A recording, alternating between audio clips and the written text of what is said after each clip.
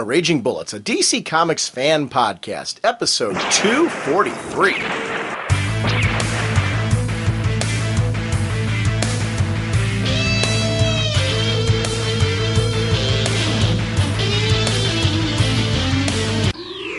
Welcome to Raging Bullets. I'm Sean Whalen, drnorge on the comic forums, and I'm joined as always by my co-host Jim. Don't call me Snatches Bologna unless I'm wearing my pointy beard. So says the Sensei of the Whatnot, Segulin, Duke of You Know, and Master of the Criminal Underworld. How's it going, eh? Yeah. On this episode, we actually talk a lot of Smallville, especially the most recent two episodes that have come back since the hiatus. We talk a lot of DC news. We talk some books like Batman and Robin number 20, Secret Six number 30, Titans number 32. Some big discussions on this episode, comics discussions, so I'm really excited and hope you enjoy this. Our next episode is going to follow a similar format in the sense that we're going to be talking about a lot of comics on the next couple episodes, so I'm really excited to bring these programs to you. We remain proud members of the Comics Podcast Network and the League of Comic Book Podcasts. Sponsoring us this episode is DCBService.com and InStockTrades.com. Over at DCBService.com, you can order the Hawkman Archives Volume 2. This is written by Gardner Fox with art by Murphy Anderson and cover by Murphy Anderson. These are great. If you've never picked up these volumes, I've got a few of them myself. They are hardcover collections of classic comics. In this case, it's a stunning new archive collection with Silver Age Hawkman 1 through 8 from 1964 to 65. And it's 216 pages. These are regularly $49.95, and the reason why they're so expensive is because they usually have these wonderful introductions. They're on this high-quality paper, fully remastered. In this case, you can get them at 40% off, only $29.97. This is, for me, this is a way that you got to get the archive editions because they're expensive volumes, and it's a cool way to get them at a discount. So if you're interested in any of these great hardcover pre-order deals, go to DCBService.com and check them out. Over at InStockTrades.com, continuing my Hawkman love, because I'm a huge Hawkman fan, I actually want to shout out the Hawkman Companion softcover, which is published by Tomorrow's Publishing, and it's 208 pages. It's regularly $24.95, 40% off, only $14.97. If you've never picked up any of these companion volumes, whether you're a fan of Hawkman or any other character, I urge you to check these out. They're published by Tomorrow's. They're a great compendium of just articles and stories and behind-the-scenes information on these characters throughout their entire history. So, and they've got companion volumes about just a variety of great DC characters. So definitely check out Tomorrow's Publishing's companion volumes from InStockTrades.com. Remember, orders of $50 or more get you free shipping from InStockTrades.com, and DCBService.com is your pre-order source for comics, hardcovers, and trades. So it's definitely just a great relationship with DCB Service and InStockTrades.com that we have, so please consider supporting them for whatever your needs are. James, what kind of a podcast are we? Well, Sean, we're a spoiler podcast. We go in-depth into plotline, story twists, and whatnot of the comics we're reviewing. So if we're going over something you haven't read, you may want to come back later so you can better enjoy the show. Let's talk Smallville. You filthy criminals. Jim, one of the things I wanted to kick off this show talking about was Smallville, but I actually wanted to start off by kicking off with some Smallville news. Have you seen the big news about the finale? No, I haven't yet. Michael Rosenbaum has been signed for sure for the 2-hour season finale. He will be playing Lex Luthor again. Woohoo! Good news, good news. Glad to see Nice coming full circle. Plus, if they take this on elsewhere, he'll be around for it. So definitely happy to see that. I'm guessing from the news that we're hearing with the brand new Superman cast and all that, that we're not going to see the Smallville cast continue on after this. See, I'm hoping onto that thin veil of hope that that's all just a giant red herring, and they're just going to throw us for a swerve. Well, here's what I would like to see if they don't do that. If it doesn't go to movies, I'd actually like to see like what Dark Horse has done with Buffy. You know, where they've done the continued seasons where and give Smallville seasons there. Like, actually take from that, because I think it's really brilliantly handled. And I think it's a TV show that naturally lends itself to that format. They've already got people like Brian Q. Miller writing Batgirl, so, you know, duh. Can we kind of just move in that direction? Because I think the show obviously has enough of a fan following and an interest that a comic afterwards continuing on the series would be great. You know, with its same continuity. I don't want it a part of the DC universe. Right. Which that might not be popular to some people who are fans of the show. I want it to be its own entity, just what like Buffy is. You know, it's its own thing. Let it just continue on, and it works well. I don't care if they label it as being another Earth, but I don't necessarily feel that it needs to interact with our universe. I think it'd be a good book to just kind of continue on in its own way.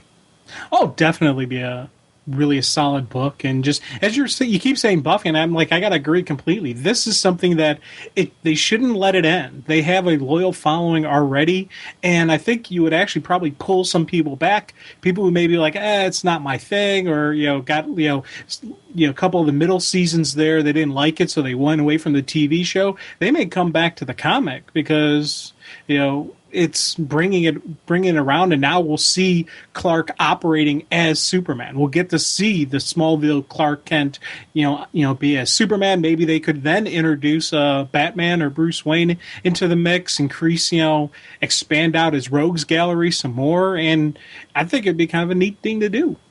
It's funny because either that or I'd like to see it continue on in like TV movies or something like that if it's not going to go to the big screen, because to me there is unlimited possibilities on where this show can go. You're really just leaving him at the end with just becoming Superman, which, I mean, I would love to then see these characters continue on, because I'm glad they brought Chloe into the DC universe proper. But they're not going to be able to tell that Chloe's had this lifelong relationship with him that she has on the TV show, which we're going to be talking about the 2 episodes that aired most recently, Collateral and Beacon. Yeah. And that, when Martha and Chloe had those conversations about how Chloe's had such an important role being like his best friend through high school, and how these two have known each other forever, and what an influence she's been on him and how she's always looked out for him. I love that about Smallville, that there is this 10 seasons worth of history with these characters in a continuity that just seems to really work for me. It does give me hope for like shows like when they're talking about like little tweaks and changes on these, and Wonder Woman actually hasn't even been shot yet, so that's something you're hearing all kinds of rumors as far as what it's going to be like. We don't actually really know yet. We just know what they're thinking of doing. But that gives me a little bit of a hope for, well, you can play around with these mythos a little bit as long as you get it at the core. And Smallville always stuck to that.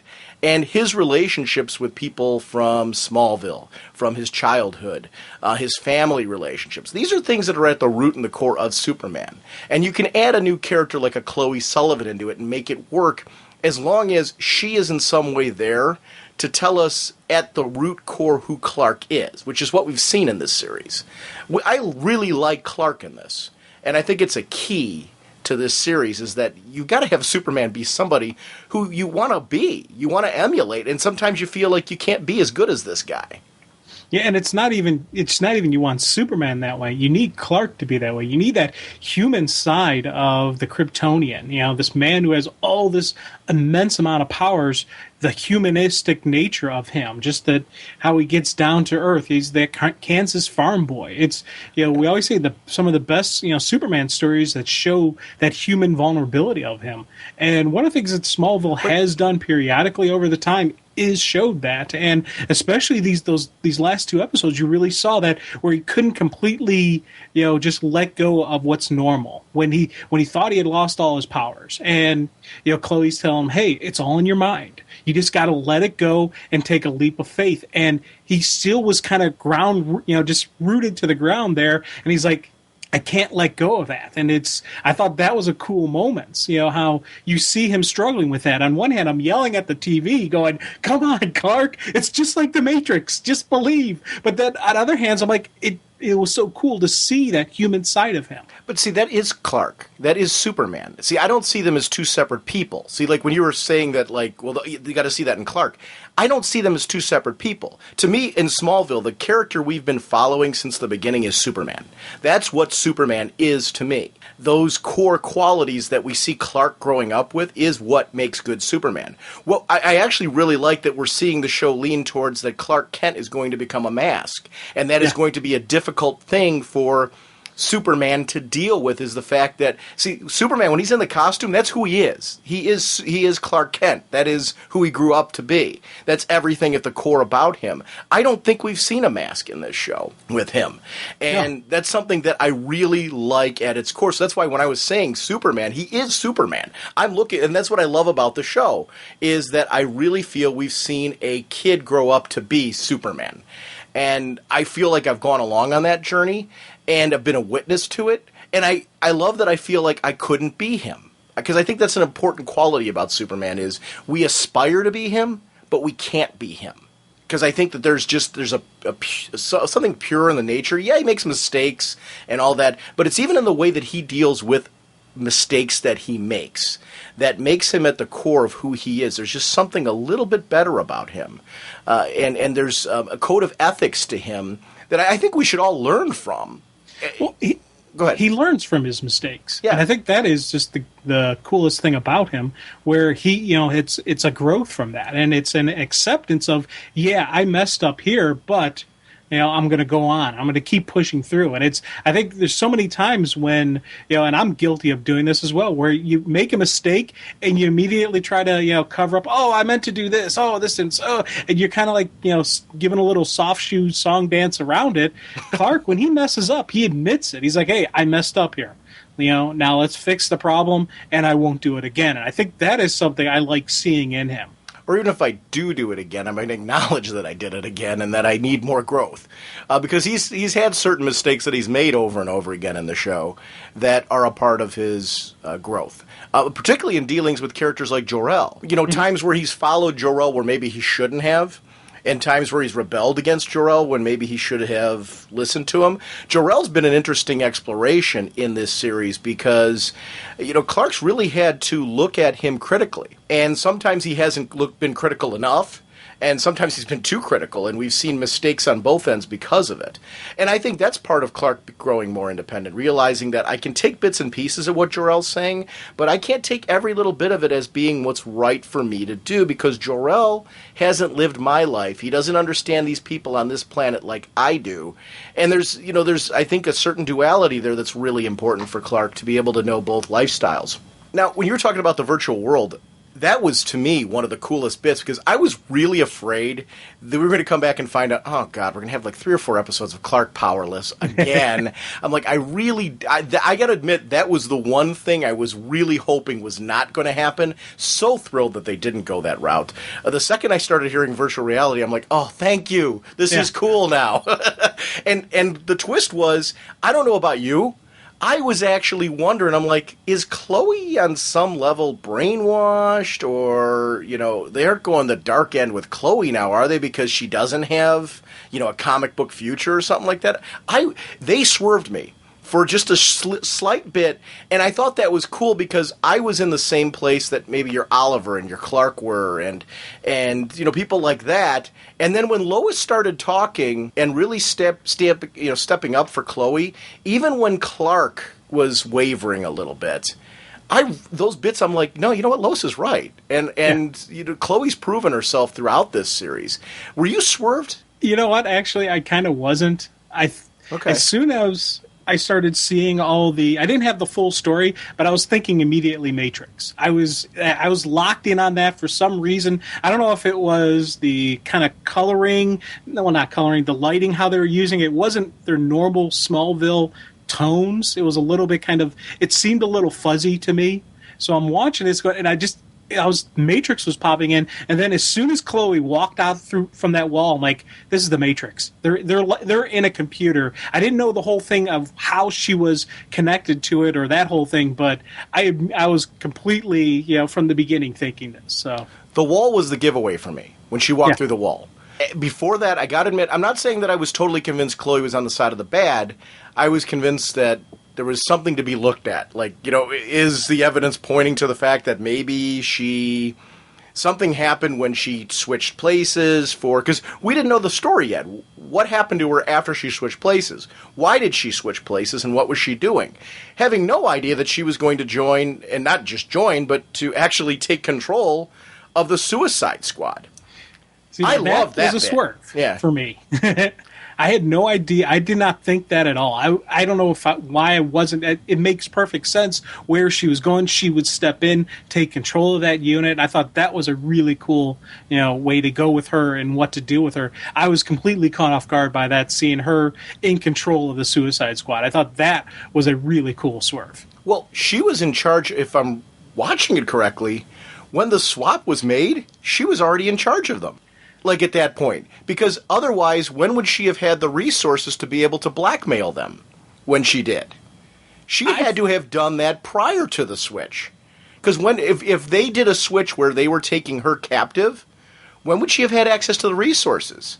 See, she actually initiated that to keep Oliver from following her, from Oliver from being able to contact her at those moments.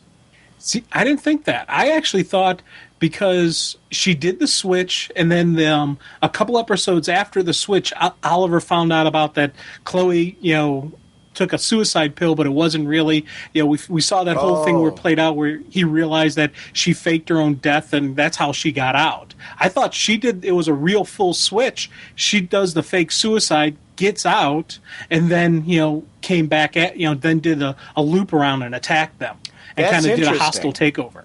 That's interesting.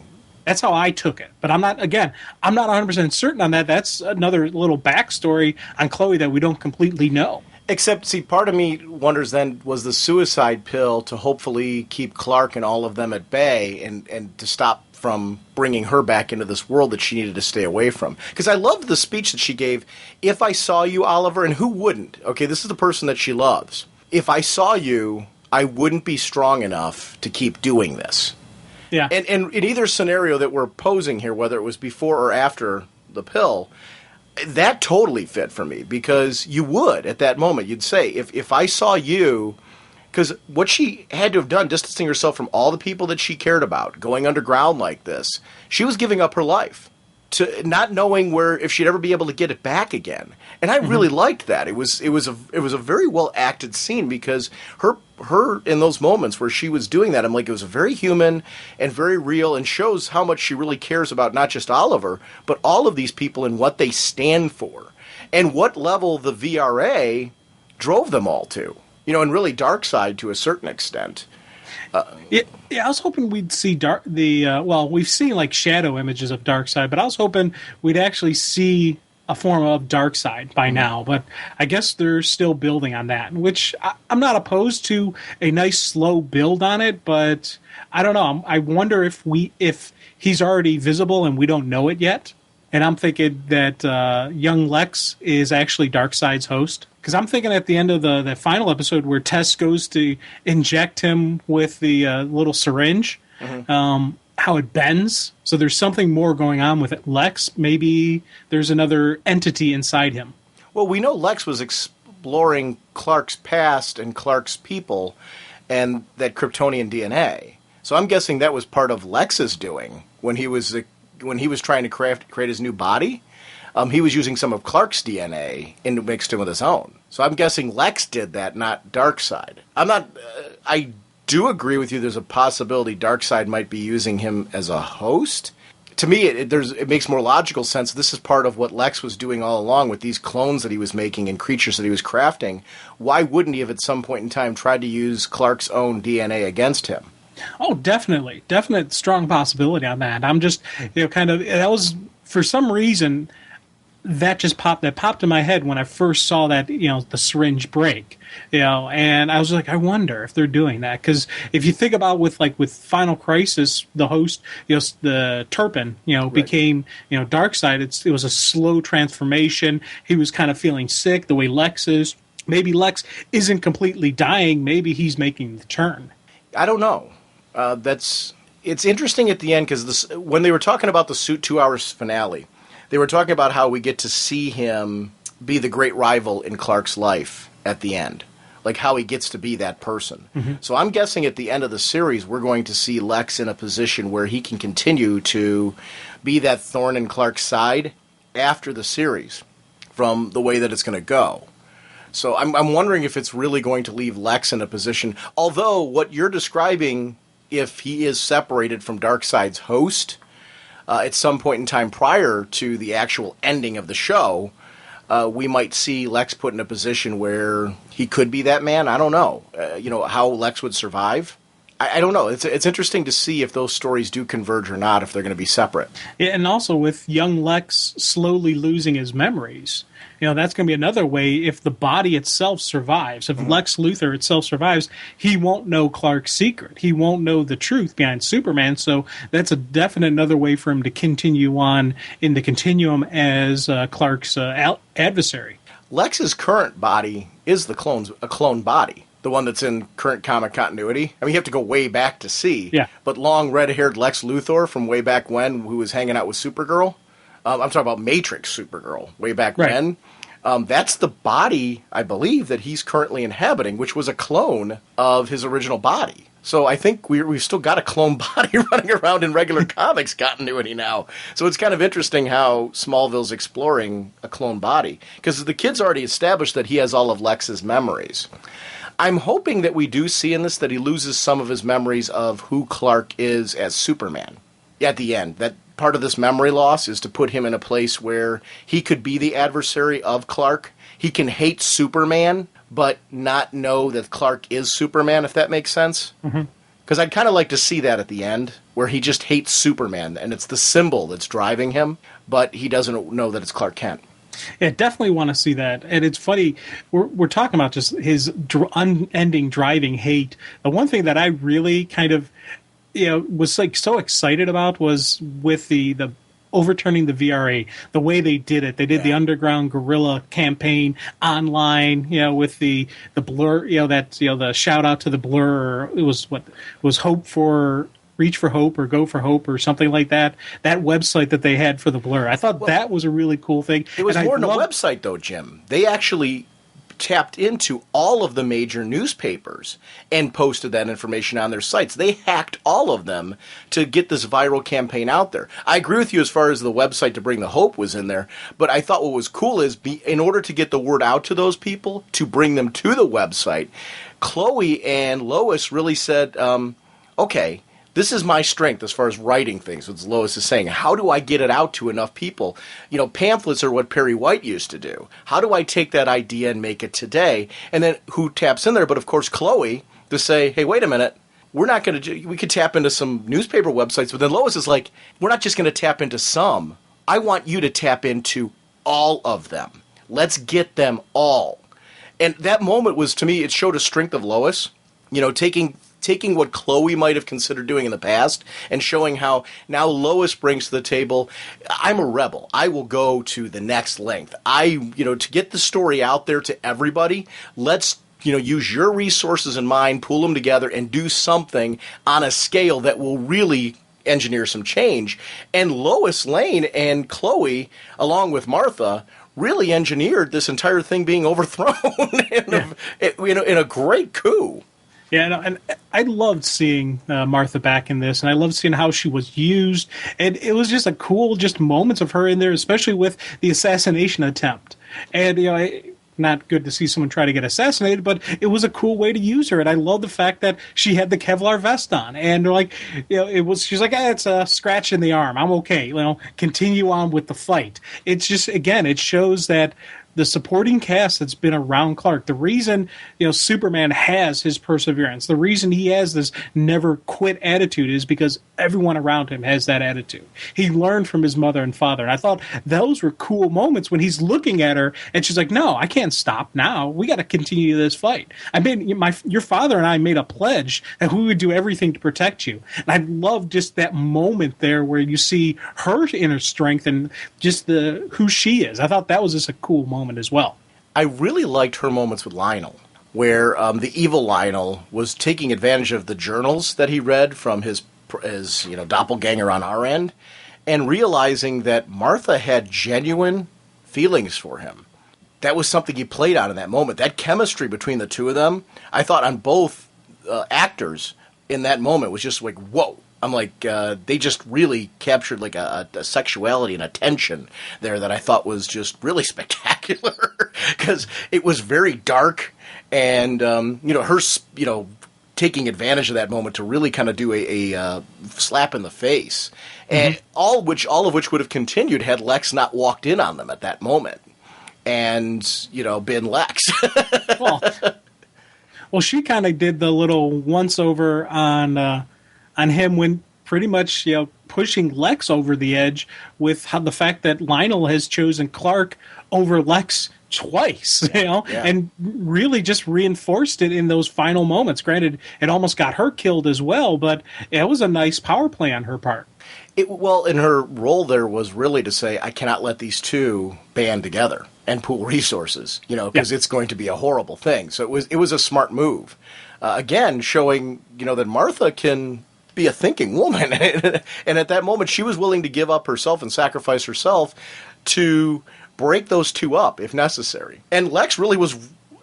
Lex in that moment where Lex said to her, when she was knocked out, and said that, I'm showing pity on you by sparing you seeing your son die. That was very much a Michael Rosenbaum Lex moment, because he would do that. He cared about Martha Kent and the Kents. He respected them. And I do think that would be very much the actor that is playing young Lex right now, I think is doing a brilliant job of channeling what Rosenbaum did so well during his tenure on the show, and really is leading us into a character that feels very much like Michael Rosenbaum is acting him out. It's going to be a nice transition, I think, from this kid, because he's doing a great job. Oh, definitely, because he always had a vulnerability to Lex, that it was that the guy who you wanted to believe could at any moment go full on good or go full on evil, and it was that whole process of watching the character where he went to that made him such a gripping character. This young guy, he's got that going as well, where I go from one scene wishing someone would chuck him off the top of a building to another wanting to give the guy a hug, saying, hey, buddy, don't worry, it's going to be okay, man. We'll get through this together kind of deal. So he's doing a great emotional roller coaster. It's a twisted sense of morality that you get from Lex that I really like, because he really believes he was honestly doing her a favor there. Like that was the compassionate route to go versus letting her live. Like, you can tell that he actually considered, should I drag her out of here and let Dad die? Not saying that he's a good guy because he's doing this. He thinks, though, that, morally, that's the right thing to do. Yeah. Which fits Lex, because, he thinks his crusade against Superman in comics has always been a moral cause, that he's doing what's best for humanity. It's just that humanity doesn't get it. And that's something that I've always loved. It's to the point where he's driven himself bonkers with pushing himself there. Yeah. And now, how cool was the moment between Lois and Martha when she's sitting there baking and she's trying to impress her, and Martha just goes, "You've impressed me since I first met you." And I thought that was just a cool moment between the two of them, with the mom-in-law and the new daughter kind of getting together and just saying, "Hey, don't worry about it. I like you, Lois. You're good for Clark." And I thought that for me was just a cool moment between the two of them.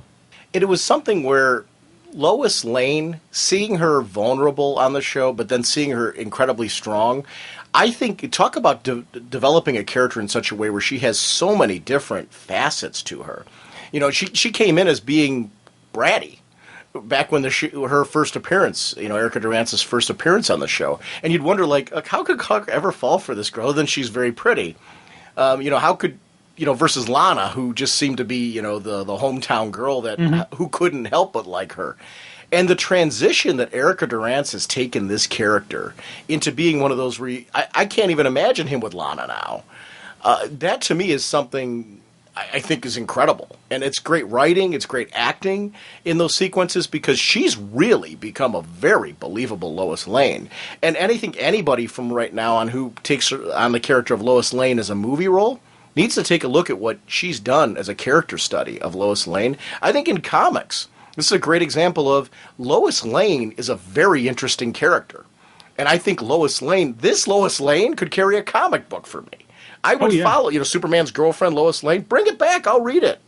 If you're doing these kind of stories with this kind of girl. Yeah, I was always the Chloe fan over the Lana fan. I always wanted to see Clark with Chloe and not Lana. And I always had in my head and they kind of teased this a little bit, and I was so gung-ho when with turning Chloe into Lois Lane, because when she first did some publishing, she published them under her cousin's name because she was in hot water with the Luthers, so she needed a cover. And I was hoping that they'd continue that and Chloe would turn into Lois. I was like, man, this would be awesome. But, when they introduced Erica, I was like, okay, yeah, she's very pretty. Is she Lois Lane? And just as time is going on, I see Lois Lane in her. It just, you start with just that inquisitive nature. Then she just kept going, the kind of the quote-unquote pit bull attitude, the never say die, never quit Lois Lane attitude just started coming out. And then it was just really came to head, with seeing just how she motivates and how she inspires,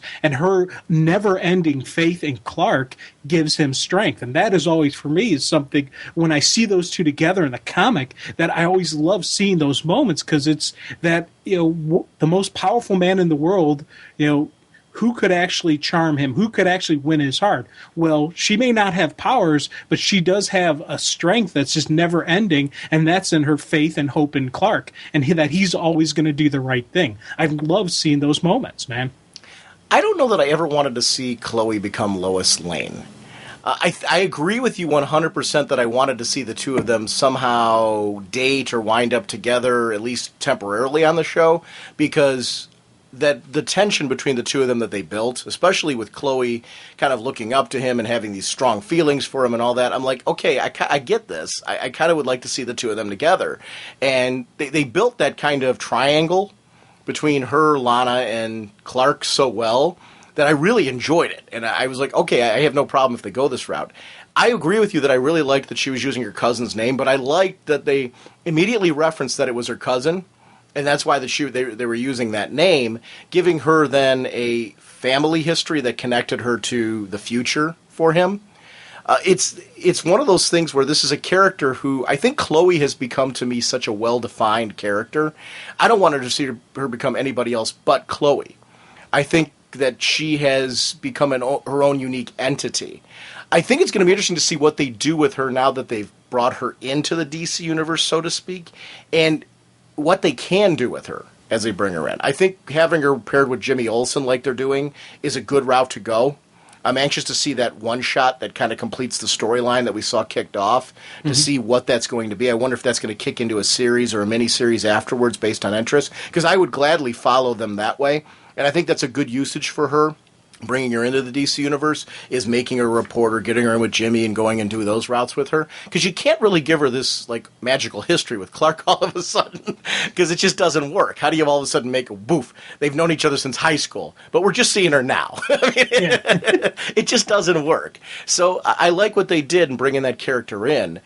I do think, though, that she's a character that I would love to read beyond. That's why I'm saying I would love to see a Smallville maxi series a la Buffy season 8 that continues after. I'm hoping that DC looks at the popularity of the show, and if there are no plans to take it anywhere in, my preference would be live action, obviously, because I think that the actors that are portraying these characters, I would love to see them continue to play them in some capacity, whether it's, a yearly TV movie or it's a yearly, they take it to the big screen. I don't know that with them announcing, and I don't know why there's that reluctance, but with their announcing that there's going to be a new Superman, to me that doesn't say as a fan that there couldn't be a Smallville movie too. If you follow me? Yeah, I definitely follow you. But I don't. I think because of that, that's the kiss of death to a Smallville movie. I think just because I don't think they like competing with each other. I don't look at it that way though, because Smallville's continuity is incredibly different. I wonder if they're thinking though the general public would get very confused. Yeah, they're definitely. I think it is 100% kiss of death on any post Smallville TV stuff, big movies for them, or even the made-for-TV movies kind of stuff. I don't think we're going to see that just because of the fact they're doing a new big screen version. And it's Hollywood looks at that stuff and they're like, they don't want multiple continuities out there. They think people will get confused, and it's not the comic book fans, it's the general public who's never watched Smallville. They'll see the one Superman movie, then see the other Superman movie, and they'll get confused as to what's what. And so I would say the second movie of those two would do worse than the first because people would be too confused. I think it's, the general public wouldn't be able to follow it. Comic book fans would be fine with it because we're used to the concept of multiple continuities. I'm the only one that thinks you should be singing Tenderness right now with the amount of times you and I are spouting out general public. We must have said general public like 700 times. Hey. Wait, and I said it more than you did. So it's... I'm like sitting here, I'm like, I think we've spouted out general public like 800 times there. I think people get what we're talking about. I almost started referring to them as muggles because, they're just this other entity that doesn't exist and they don't get the whole story. That's funny. It's jumping back into the show. Chloe and Oliver. We touched on this a little bit earlier. I really loved the moments that they had alone together. I was really afraid they weren't going to get back together. And I thought that would have been really sad because she gave up so much for him and for the cause. And I would think that would be something they would connect over, and they did. And I really liked that. I really like how hard it is for Oliver, because Oliver, when he went public, put himself in a very bad position because his face is very identifiable. He's kind of the golden boy. Everyone knows who Oliver Queen is. Oliver Queen was very much a public spectacle. And to be revealed as Green Arrow, now you've got a guy who everybody knows who's Green Arrow. And I'm glad that they're not ignoring that. And that he really has to be careful in how he goes out on the street. Like when he goes to help Clark with the shooter. Those moments where he's like, I can't, Martha's doing this for me too. I need to be here. And I like that moment where Oliver was there justifying that. And the realization that the bullets were not meant for Martha. They were meant for Clark. They were kryptonite bullets meant for Clark.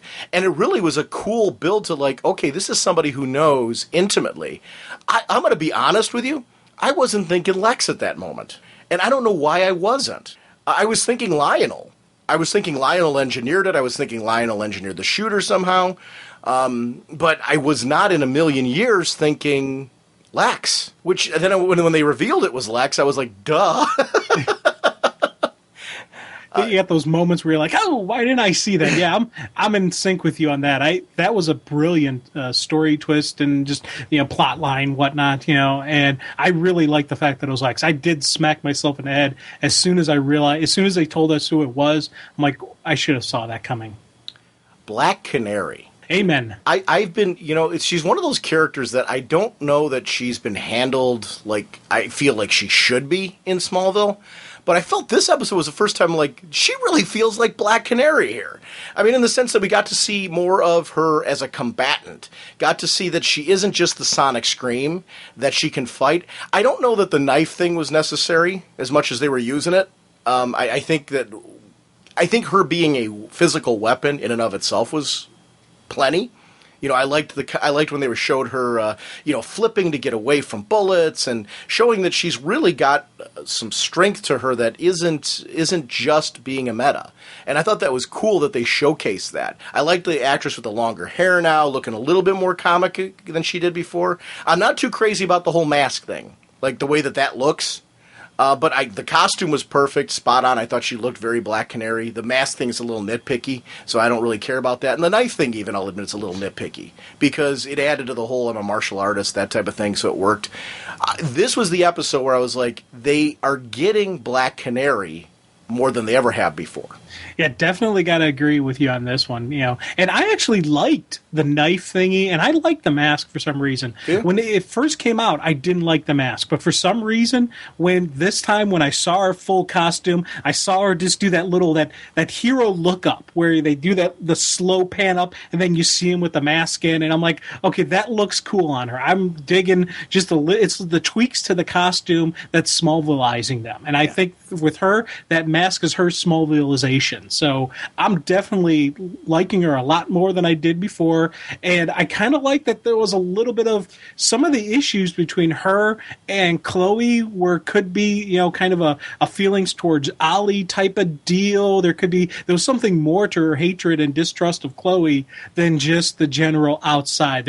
Could be something else going on between her and Green Arrow maybe down in the future. And I like those little teases of the fact that it could possibly maybe someday happen. And I thought that was kind of a cool vibe between the two of them. See, I didn't get the Green Arrow connection at all. I'm not saying you're wrong. That wasn't what I was taking from that. One thing I liked about that sequence of events, though, and whether we agree or disagree on the Green Arrow end of it, was that it showed that they were not ignoring her past history in Smallville, that when she started off in this whole thing, she was on the wrong side of the tracks. Mm-hmm. And I'm glad that they brought that back into the whole thing in that sequence, and also showing that she doesn't have the history and the trust with Chloe that some of the others do. You know, she hasn't had that intimate relationship. She's known her as Watchtower and known her in that type of capacity. But, you know, with what happened with Doomsday, she would hold that against her. Yeah. Because she didn't get to see the whole side of it and get to know her compassion and know her as a person. So it worked for me. I honestly, going off of what you were saying about Ollie, and not to totally dispute, I actually wouldn't mind at some point in time seeing some more interaction with her and Ollie to hint at some of what you're talking about there. I think, and maybe that's a lot of what where you're seeing that is because I think you want to see it as much as I do, and I think you and I do connect over that. It's something where I think the character of Oliver Queen is somebody who I'd clearly like to see more of after this show. There are a lot of characters that could branch into a Smallville spinoff. I really hope that the people producing this don't think this universe is done. Because I do think you could take, you know, instead of Smallville, let's take the show on the road to Star City, baby, yeah. and make him the lead character, make Oliver Queen the lead character, and you know, I don't know that you would get the characters, like I don't think Allison Mack wants to continue on as Chloe unless maybe they shoot. I think her issue was where they were shooting. I think she wants to, you know, come out from where they were shooting because she's been there for years and kind of wants to do other stuff. So maybe if they change the shooting location. It'll open up some possibilities to maybe bring Chloe into a Green Arrow show if it continues afterwards. Because I do think there's exploration for Ollie where that character has been so well developed that we could continue on and do another couple seasons of a Green Arrow type of show afterwards. I'd love to see that myself. The thing I would like to see with Ollie, kind of even a spin-off or even in Smallville happening, when they were talking where he said he couldn't go out in public and there was all those questions with him, how he's going out with the hood. I love those stuff, but I thought it would be kind of neat if he started wearing a disguise while as Green Arrow. You know, actually went with the big yellow goatee and the big yellow mustache as kind of a throw off of people. You know, and when they say, hey, you're Green Arrow, I'm like, I'm not anymore. I resigned as Green Arrow. That's somebody else. And just have it be a completely different face and even have him go with, you know, the big, you know, have it even be a fake thing where he puts it on and kind of deal like that. I think that for me, I would enjoy that. Now, I'm not sure if anybody else would, but for me, I think that would be kind of neat. Here's the tricky part with that goatee.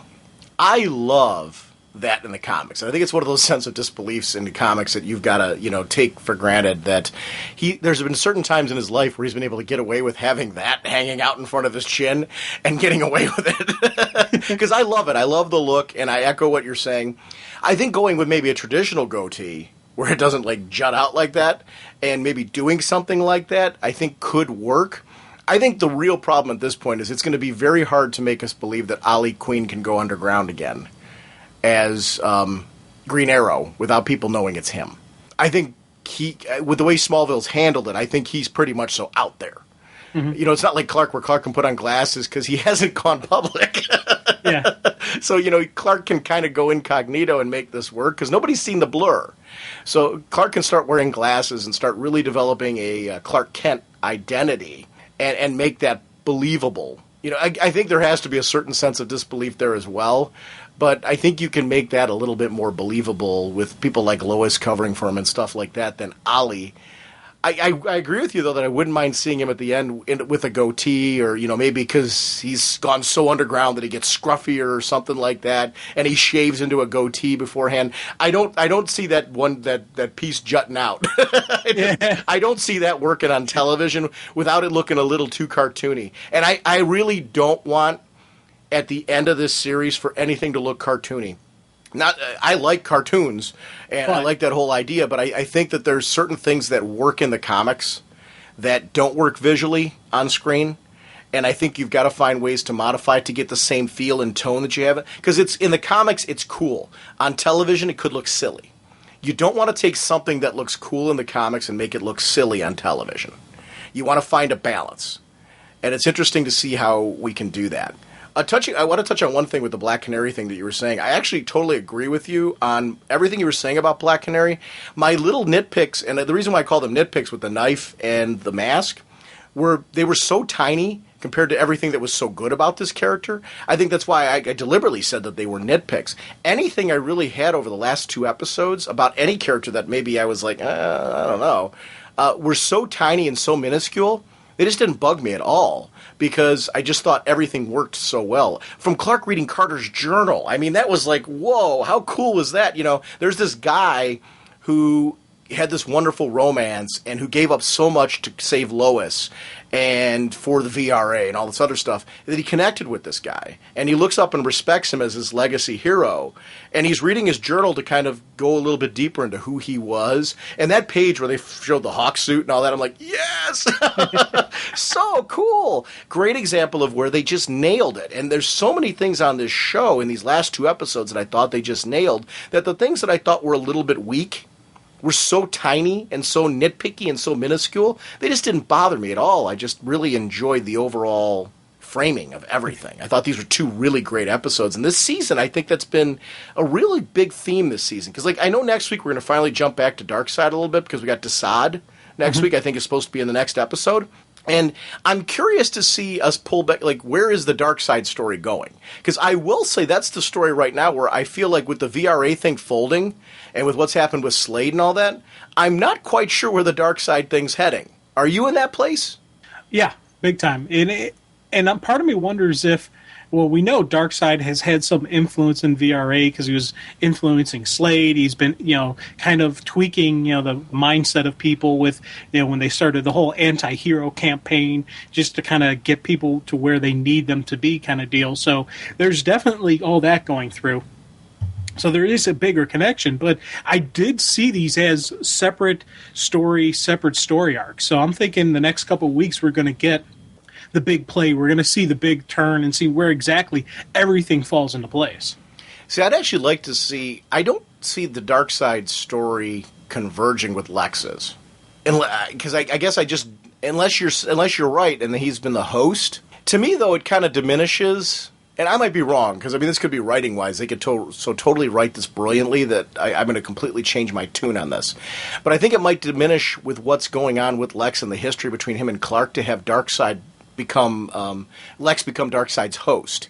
I think it would diminish what we've seen in the relationship that's built, because I think we want to see these two. I want to see Clark versus Lex at the end. I don't want to see Clark versus Lex Darkseid, if that makes sense. Yeah. Or Lex Side, or whatever you call it, or Dark Luthor, or whatever you want to call him. I don't want to see that at the end. I want to see Clark versus Lex. I mean, that's really what I want to see Superman versus Lex Luthor. That's what I want at the end of all this. And I think that, the 2-hour finale, that's what I think it needs to be. So I think this Darkseid stuff almost needs to be summed up beforehand. Unless it's a 3-front warfare, where, Lex has got to then make a decision. Do I fight for humanity here, or do I fight Superman? And I could see Lex very much making the decision in that last episode to say, are we going to see Clark and Lex have to team up to take down Darkseid? Is Lex going to have to make that decision? And that's a twist I wouldn't mind seeing. Oh, yeah. Where Lex has to make that decision, and we see the duality of Lex, that, Lex is not just a one-shot deal. Lex knows, Lex is looking at a bigger picture.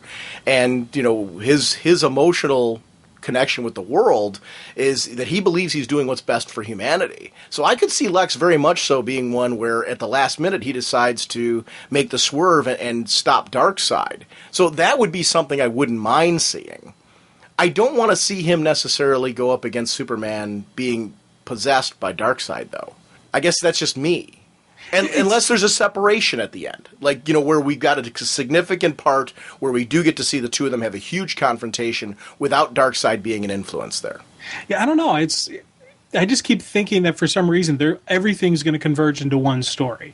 And again, I don't know what it's going to look like. Part of me would like to see exactly what you're saying, where it's Lex Luthor, not Lex under influence or not Lex possessed or anything like that, but just an actual Lex Luthor versus Superman battle. I'd kind of like to see him even in a battle armor type of deal where it's maybe the early version of the armor, so it wouldn't be as tough, and you can see him just improvising and just a nice kind of like trying to level the playing field between him and Superman. We are seeing it. We are seeing his battle armor. We just saw it in the last episode. He's already got his battle armor. We don't need another battle armor. She just tried to inject him, and we saw his battle armor right then and there. Okay, yeah. So I'm not disputing what you're saying. I think we're already seeing that. I don't think we're going to see an actual suit. Probably because they're like, well, why do the suit when Lex has been doing all this experimentation, and we can give him invulnerability to a certain extent. I'm curious to see the resolution of all that. True. So I think you're right. We are going to see a quote-unquote battle armor, but I think we've already seen it. I think we just saw it. I think it's cool.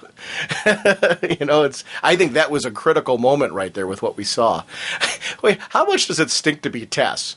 I mean, because what does it take to make that decision? Because she does. I actually do believe she does care for Alexander.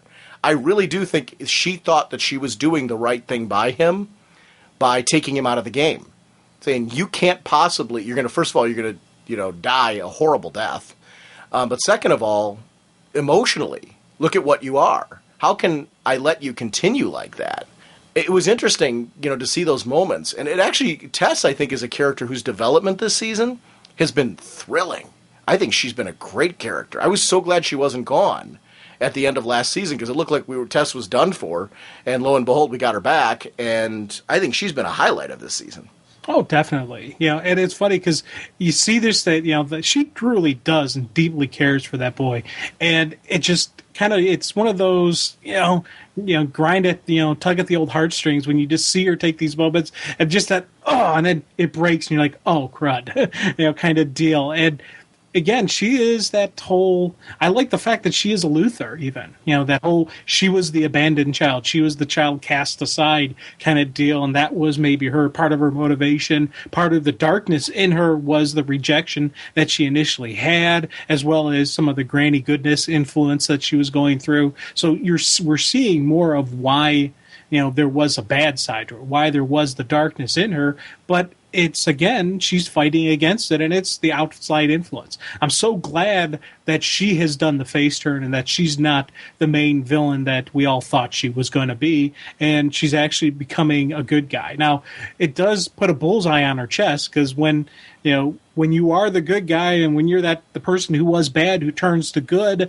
a lot of times you do end up not making it through the final battle. So I'm worried about her survivability because of the fact that she's now a good guy. It's that moment where she made the decision to tell Clark about Lex. That was critical. I was like, oh, I'm so glad she did this, because it goes to show that moment where they gave her the trust, they let her into Watchtower. She learned from that moment, and she learned that, I am a part of this team, they do care about me, and I need to make the decision now to show them I am part of this. And she made the choice there to say, okay, the trust that we have here, the relationship that we have here, and what we've built together in this group is so important to me that I am going to put aside my family issues for this other family that we have together. Because that is that group, this Watchtower group's become like a family. And I was glad to see her make that choice. It was a critical one for her. And another one where I was like, yay, all right, Tess. The moments with her and Lionel prior to that, where Lionel was manipulating her, and you got to see those. Lionel knew exactly what this girl was looking for. Daddy. And who wouldn't be? In both worlds, he failed her. And this was an opportunity for him to say, we can change all that. And he was deliberately, for his own purposes, wanting to change all that. Hey, I get her on my side. I can manipulate her and use her. He doesn't really care about her, except for how she can make the Luthor name look and make him look in this world. And she was a piece of the puzzle that could help him with Lex, and ultimately with his goals here with Lex. And Lex even, I don't think he truly cares about Lex. I think he cares about putting Lex in a position to carry on the Luthor legacy, his legacy, his name. It's all about him. And that's really what I truly believe there. I don't truly believe that he cares the least bit about his son, except that as an image. And that's the sad part, at the exterior of what, he doesn't care internally what he does to Lex. He cares about externally how Lex looks to the public and how the Luthor name looks to the public and what their power is to the public. And that was something where I was like, whoa. This is really deep. And I'm so glad to see the Luthor family. I'm glad they took a hiatus with the Luthor family, because I think seeing them back now with a vengeance is something that I think is refreshing in the final season of the show. Because, Lionel, we saw his whole story come to an end. We saw Lex's story come to an end. But now it's, kind of time to go full circle, like you said earlier, full circle. bring these characters back in, this dark version from the other world, which I love that it's Lionel from another world, because it's so comic booky.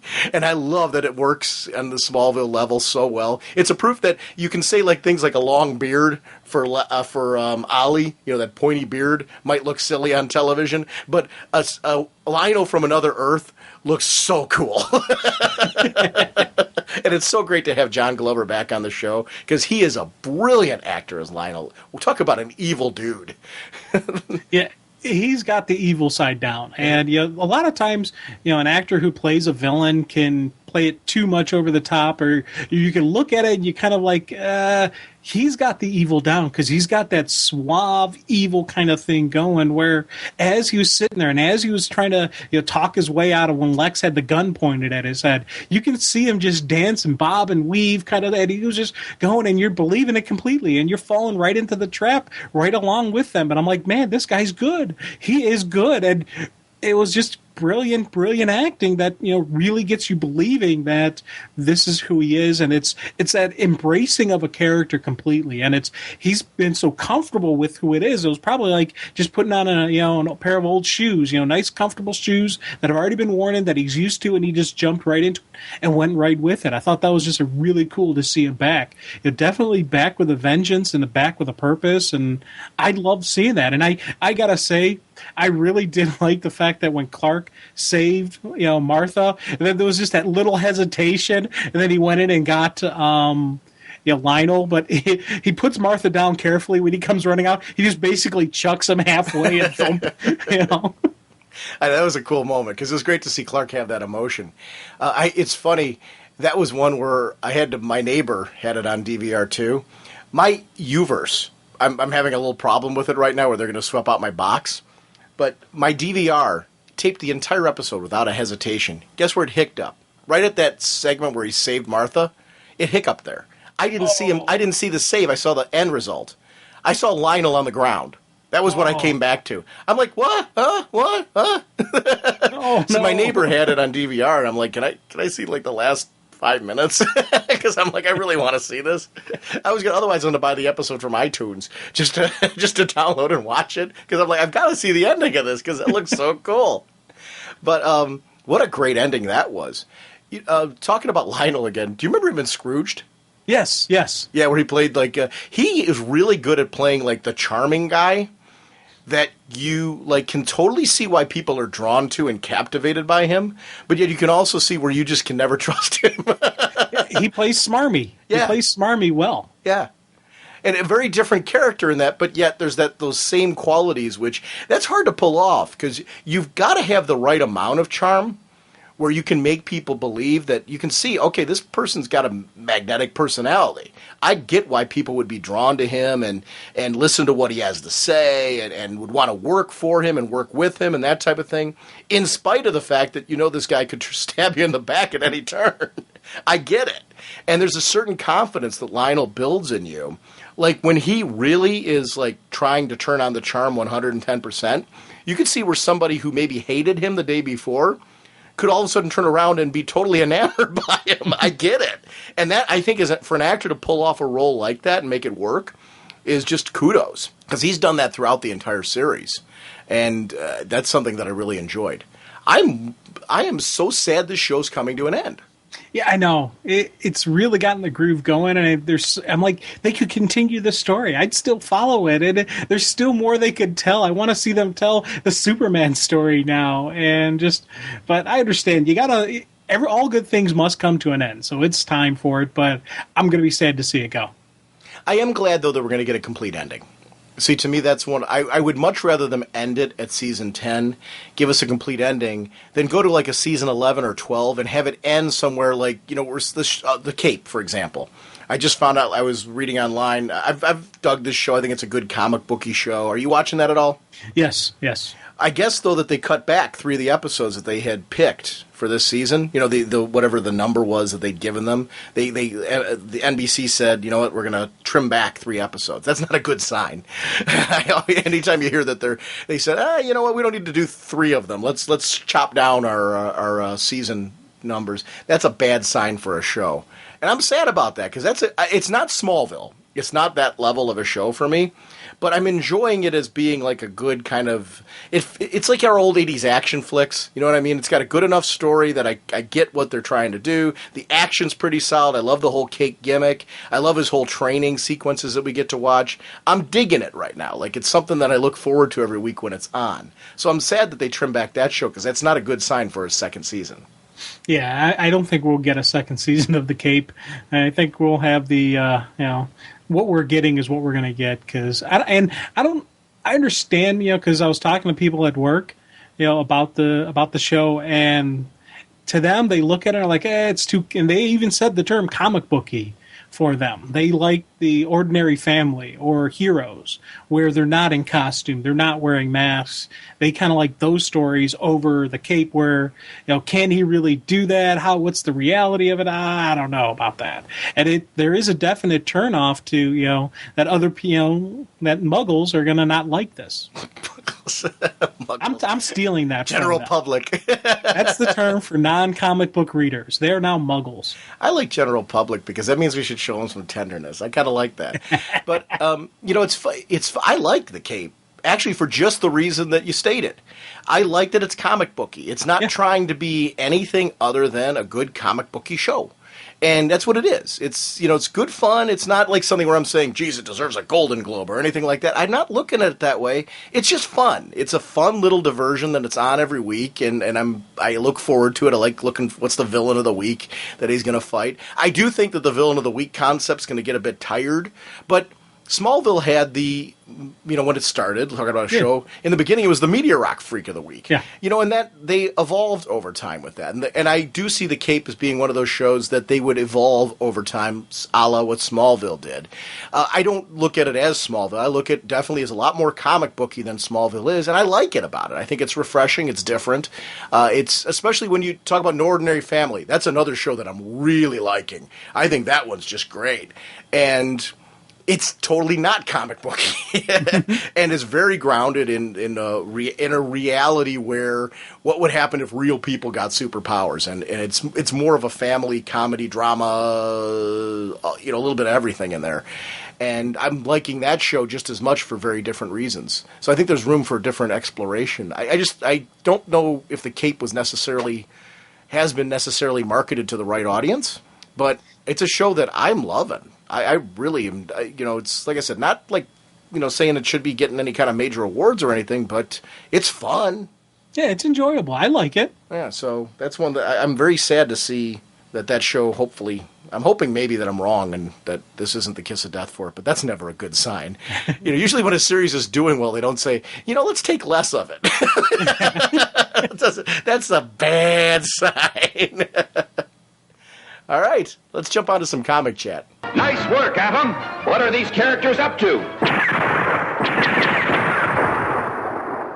Jim, before I go into some DC news, I actually want to give a shout out to the Hero Initiative and the Comic Book Legal Defense Fund. On our website, ragingbullets.com, and always in our show notes, you're going to see links directly to both of their websites. On our website, it's actually on the right-hand side if you look down where it says charities. If you click on there, you'll see both sites. I just renewed my membership for Hero Initiative, and I just, for the first time, did a membership for the Comic Book Legal Defense Fund. And the reason why I did both these, first of all, I think they're both great organizations. They support comics. Comic Book Legal Defense Fund really supports the rights for free speech in comics and protects creators that way. I'm a big believer in that. We talk all the time on the show about how the previews catalog, I really am a firm believer that if you've got a pull list that you're hating right now, you've got to pick up the previews catalog and change it up. Because there's so much variety in there at the moment. And a lot of that is due to the fact that creators are really just going everywhere and anywhere with comics. And there's such a wide, diverse product catalog available now of comics, not just in DC, all across the comic book industry, that you can make the perfect pull list for anybody. And I believe anybody who's a reader, not just comic book reader, anybody who reads in general, can find a comic that they like. And I do think it's due to organizations like the Comic Book Legal Defense Fund, protecting creators, that I think helps with that. It's not the only reason, but it's one of many reasons why we do have that diversity in comics. So I urge you to consider supporting the Comic Book Legal Defense Fund. And then the Hero Initiative. We've supported it on the show for a few years now. And it really was last year was the first year that I actually signed up and became a member. Previously, I just did donations. And I always encourage people on the show, and I still encourage you to do this, just the price of a comic book. If we all did that, I actually did sign up once again for the second time for a silver membership. And I'm not saying that to toot my own horn. I'm saying it because if we're going to, on this podcast, be shouting out these organizations, I firmly believe I should sign up for them, and really say, hey, I'm telling you, practice what I'm preaching here and donate something.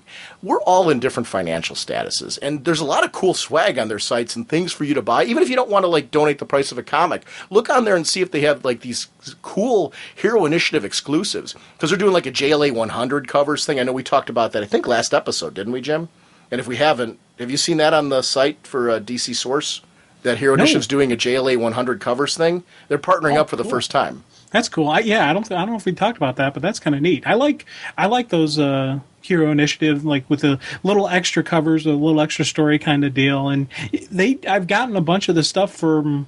There was a Wolverine one that they did that I got through them, and it was kind of my way of just kind of supporting it. But it's a neat little thing to have. And I know our sponsor DCBService.com always has a Hero Initiative book available that you can order, that's a cool way to support it too, because the proceeds from that does go to the Hero Initiative. So there's lots of ways you can help these organizations. I know Comic Book Legal Defense Fund always has some cool swag at conventions. You can go to their booth and buy some of their swag and help out.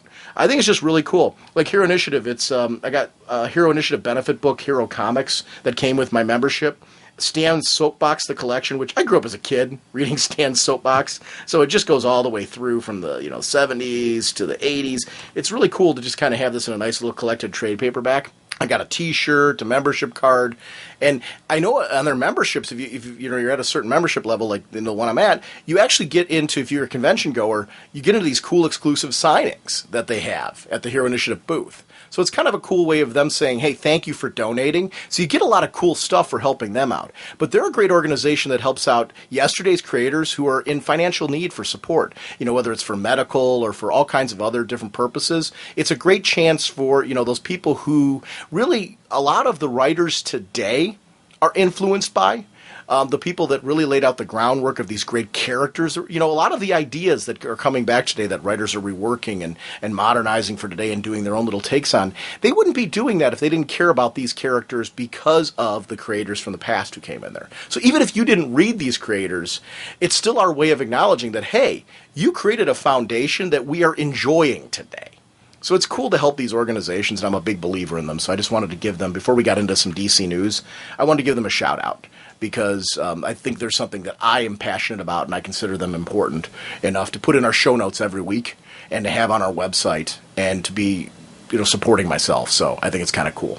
All right, and Jim, talking about some DC news. Scott Snyder and Kyle Higgins are doing Batman: The Gates of Gotham. It's a 6-issue miniseries that's going to be coming out, and it's going to be an exploration of Gotham City and its many dark secrets, including things like Red Robin, Owlman, I Ching, the Waynes, the Kanes, the Elliots, the history of Gotham. This is stuff that's like, whoa, it's going to be neat. It touches upon mysterious story elements introduced in The Return of Bruce Wayne. And it's going to have many Batman family guest stars. So this is going to be a cool little storyline. It's going to be released later this year. It doesn't say when it's going to be released in my notes, but I know it's got to be like April or May. I think it's May that's going to be coming out. But if not, it's going to be one you're going to want to look out for, a 6-issue miniseries.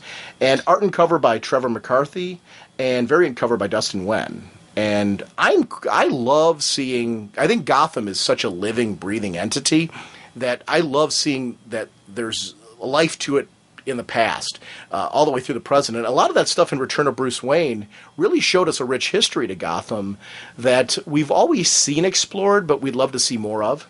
Yeah, and I'm actually on the source right now, and it's saying on sale May 25th. Oh, cool. So definitely looking forward to this. When I saw, this was one of those things where, because you keep telling me, hey, you check out the source, and I've been checking out a little bit more than I did in the past. And when I saw this one, because they show this great cover with with the bat there and the different, obviously representative of the different main big families of Gotham, and of course you got the Batman, you got what is that Black Mask supposed to be, or is that somebody else? I don't know. I don't know. It doesn't. Yeah, I don't know if that is Black. That didn't look like Black Mask to me. It looks like somebody else. I think it kind of goes a little bit more into showing that we're going to see a little bit more of the history. Although it would make sense that in that history there would be some exploration of the history of some of the villains. So I don't know. Yeah, so it's definitely something that dragged my, it caught my attention right out the gate. So, no pun intended. But definitely, I'm looking forward to this one. And a 6-issue miniseries seems like a good length to tell a story like that. So it's kind of cool. Static Shock. You see, we finally got a release date on that. It's going to be in May. And Felicia Henderson is the writer. Artist Scott McDaniel and Jonathan Glapion. And that's something that's going to be, I think, pretty cool. I like Scott McDaniel's artwork a lot. So I'm going to be very into that whole thing. And it seems like Felicia Henderson has just been wanting to do this series all along. So I'm glad to see that these characters, because that was something that they were saying that we're going to be bringing in more of these characters from McDuffie's, universe into the DCU, and then it seemed like that vanished. I'm glad to see that that's finally coming to fruition. Because what was it? Zombie, I think, was just solicited. And now we're seeing this finally being solicited as well. I was really glad to see that they are definitely bringing back in Static, because I was worried about him, because they had this big announcement and then nothing was coming of it. He's off of the Teen Titans now, and they had that great kind of exit him in Titans that would have led right into his own series, and then you're like, okay, what's going on here? So I was really glad to see that news that it's definitely coming, and May's going to be a big month. It's a huge month with everything going on. I'm actually a little afraid from a book like Static because of that. Just because of how much is being released that month.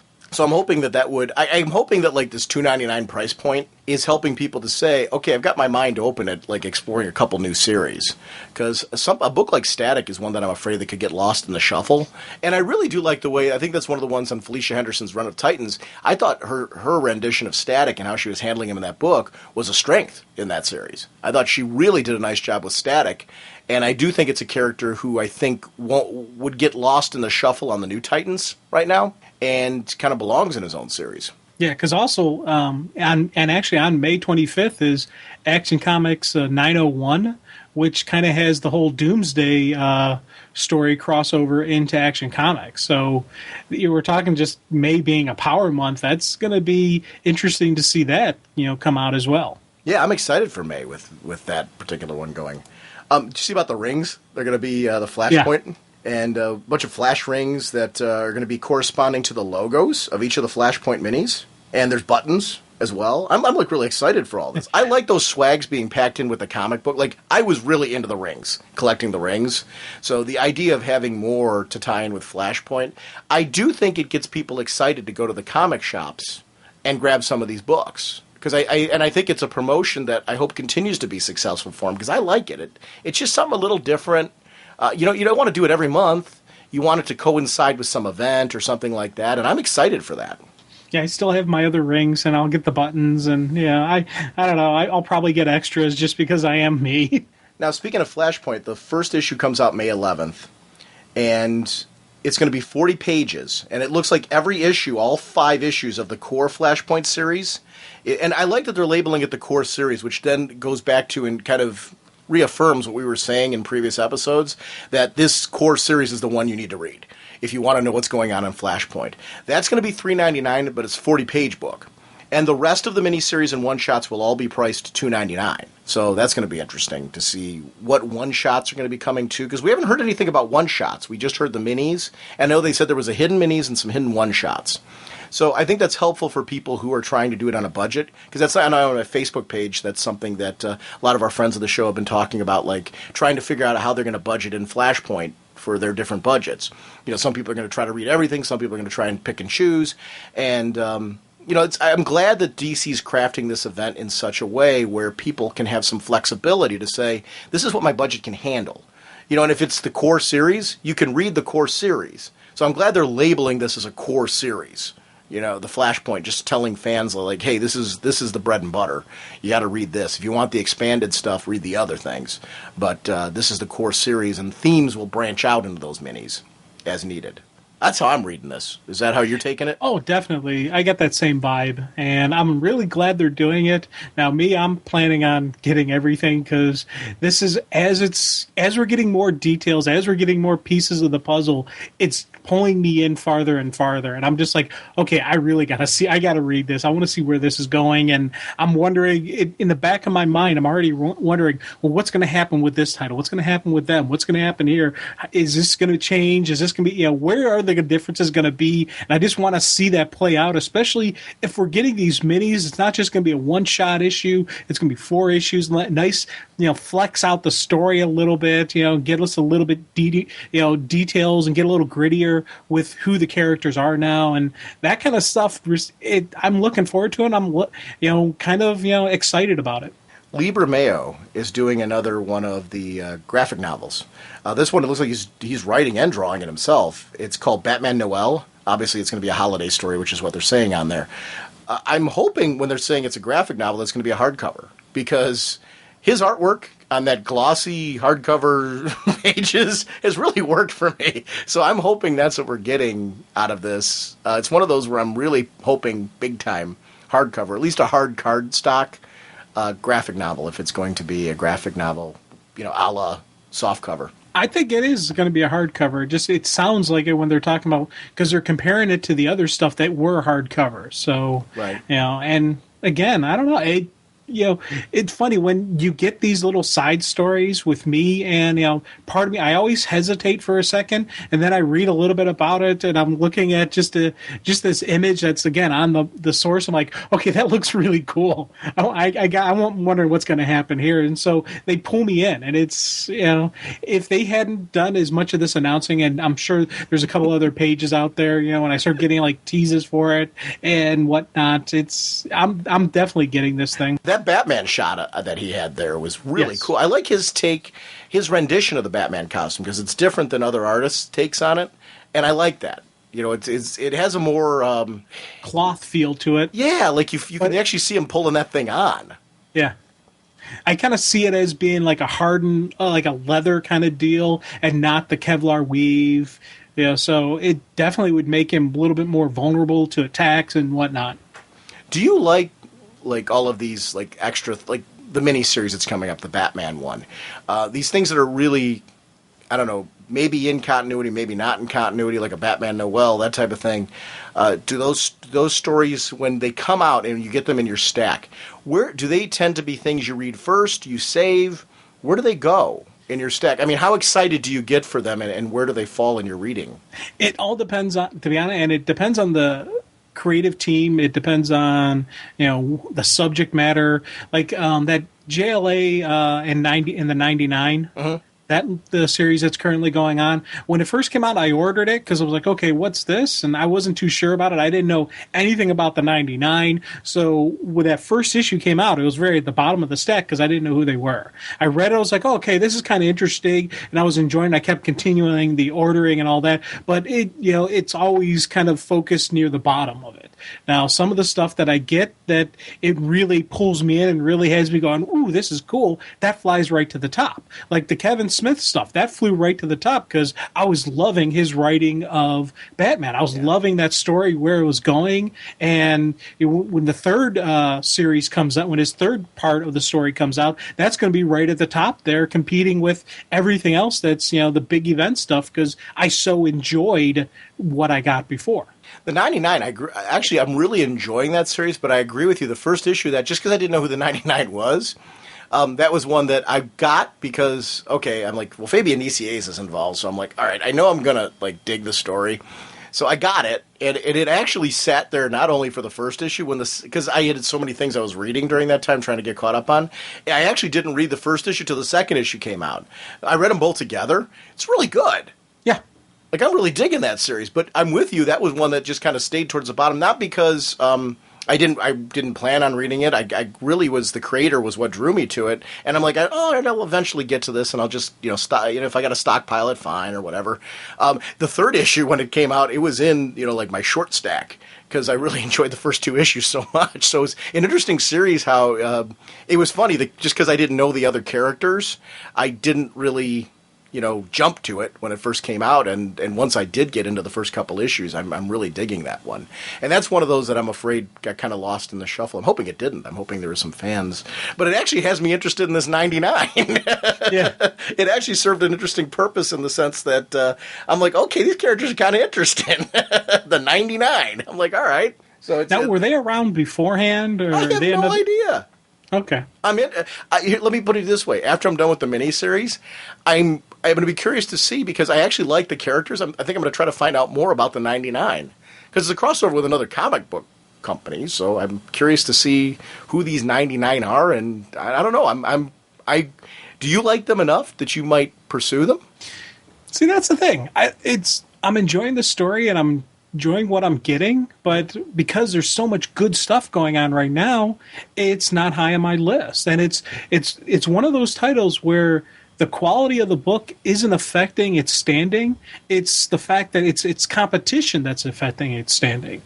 It ends up being like a Saturday read for me because there's so much other stuff out there that I gotta get to that I'm like, I gotta read this. And when the story's done, my plan is, after everything's out, I'm going to read it start to finish in one sitting, because I love doing that with the limited series. And then that will be my really solid determination whether I want to pursue these people more, or whether, if another one comes out, I'll get that one, or where I'm going to go with this. Yeah, I'm not sure yet either. And I think a lot of that is due to this is my first exposure to these characters, so I'm not really quite sure how I feel yet. But I'm at the point where I'm open-minded that I might actually want to know more about these characters afterward. It's funny when you're talking about minis, and I'm just going to shout this one out real quick. I don't think you are getting... Did you end up getting Weird Worlds, or are you waiting on that one still? No, I'm still waiting on it just because I'd already missed the first issue. I'll get it in trade. Because it's a really good series. It's funny how in the second issue, the first issue was all about Lobo for me. The second issue, the Lobo story still stands, because you continue where you left off with the first one, with this creature that kind of, this little guy that turned into this big monster, and Lobo's fighting him now. And and Lobo really has this huge battle with this guy. But this Garbage Man story started to pick up for me. The whole premise was that this guy was given this by this maniacal scientist who really, it's all about his science, so he doesn't care who he hurts. Or anything, the morals are, as long as my science is progressing and moving forward, everybody's expendable. And it's a real creepy concept. But what I like about this, and where it's a twist, because we've heard that kind of monster story before. What I like about this is, because he's Garbage Man, he was blown up in the first issue and recomposed over a 6-month period through garbage. Like, garbage was pulled into there, and it gave him abilities. The different things that he pulled in. So the premise of the second issue is he finally gets to confront the guy who created him and gets to learn like what his arm can do and all kinds of other stuff. And, he wants to end it all. Well, okay, dude's going to blow up again. What do you think's going to happen? And what I'm curious to see is, does this mean, like, if he reincorporates again, that he's going to pull in elements from the outside and become something new?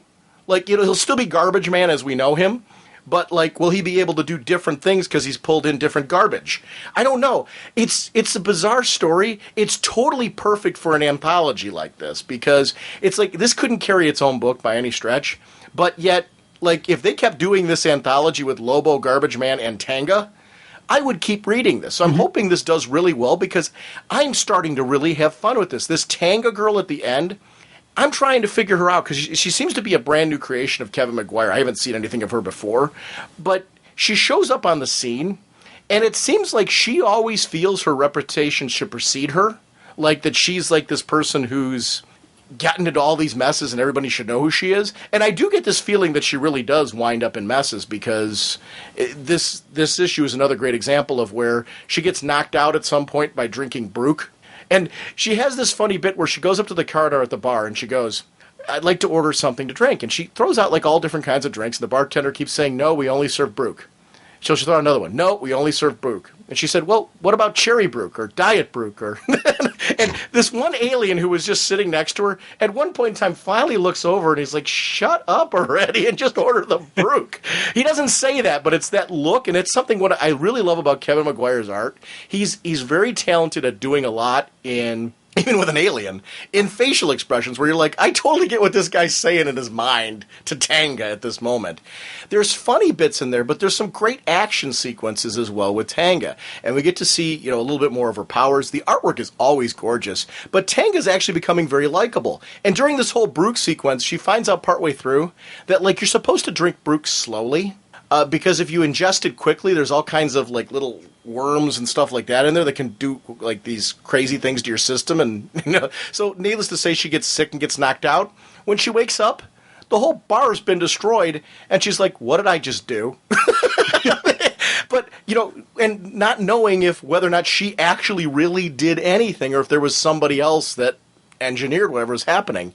It's this weird, quirky little space adventure series. And all three stories, if you're a Lobo fan, I can't recommend enough the Lobo story in the beginning, because you get to see Lobo being Lobo, where, he's hunting down a bounty, and ultimately the bounty tends to think that he's going to be the one that takes down the big man. But Lobo puts the bounty in this place, like this bounty is like really technically much stronger than Lobo, but Lobo like sends him out into space. And when the creature's trying to pull himself back in, the walls are like, because, ships do like self-repairs. The walls start closing around this creature, and Lobo says, the only way you're going to be able to get through that hole is if you shrink back down to the size that you were when we first met. And so the creature does that, and Lobo puts like this restraining collar on him. But even at the end, it implies at the end that, this is not the end of this, and that what Lobo thinks is what so it's this cool like adventure miniseries with 3 little short stories that kind of pulled together to make a really fun and interesting book. And one of the things I like about Weird Worlds is the fact that it's exploring 3 very different characters. You're getting it's what I liked about the co-features. So for anybody who's a fan of that, you might want to jump onto this, because this is a good way to handle these type of things. 3 different stories, all of them are building at different speeds. One of them's got a high action sequence, the other one's got a story sequence that's building in where you're getting some psychological development of the character of Garbage Man in this weird, quirky monster story. And Batman's involved in it. Batman shows up on the scene, because there's these kids who are saying, like, I saw this guy, I ran him over with my car, and the guy's like, dude, what have you been smoking that you think you ran over this guy with your car? And Batman's looking at the front of the car, and saying to himself, oh, wait a minute, the evidence is showing that the kid really ran over something, so let me investigate this. So Batman's being pulled into the story as well, so there's a Gotham element to Garbage Man for any Batman fans out there. So it's a cool little miniseries, and I'm hoping that it does well, because I like anthologies, and I want to see more exploration of this. Even if it's not these same 3 minis, but I think it's a good chance for creators to get clever and have a little fun with some comic book concepts, where you take an established character like Lobo, but then 2 characters like Garbage Man and Tango who aren't, and let's throw them out there and see what people think of them. So if you're looking for something a little different, and you don't want to invest yourself into a full monthly, you want to try something like, hey, because I like having a couple minis in my pull always. Because it's always fun to read something that is going to have a beginning, middle, and ending. It's going to end at some point. And if you like it and they do a sequel, you can follow the sequel. If you didn't, you feel like you've gotten something satisfying and finite. And, you got your room in your pull list for then something else like that down the road. It's a cool one to jump on now and give it a shot and see if it's for you. There's only 2 issues out so far, and I can't praise it enough as being something cool and interesting. So if anybody else is reading it and liking it, please shout it out. Feel free to call into the show, because it's something that, or throw it on our Facebook page or our forum, anywhere that you feel the opportunity to do it. Well, I'd love to hear your thoughts on it, because I think it's a cool little series, and I don't want to see it get lost in the shuffle, because I like those type of experimental minis, and it's different. We are Crystal Men from Mercury. We have no quarrel with you. Jim, I wanted to start off this comic segment just talking about Titans. We haven't talked about this book much on the show, and issue number 32 just came out, and I think this is a pretty pivotal one for anybody who's reading Brightest Day. because it really shows, first of all, what's going on with Osiris. It follows off of the Shazam one-shot. So I think for any fans that of the Shazam family, the Marvel family, who like want to kind of jump on and follow some Shazam story, if you're a fan of 52 as well, this is a good time to jump on this book. The basic premise has been Osiris has been told by the White Lantern that if he commits a certain amount of murders, he will free Isis. He has to trade their souls for Isis.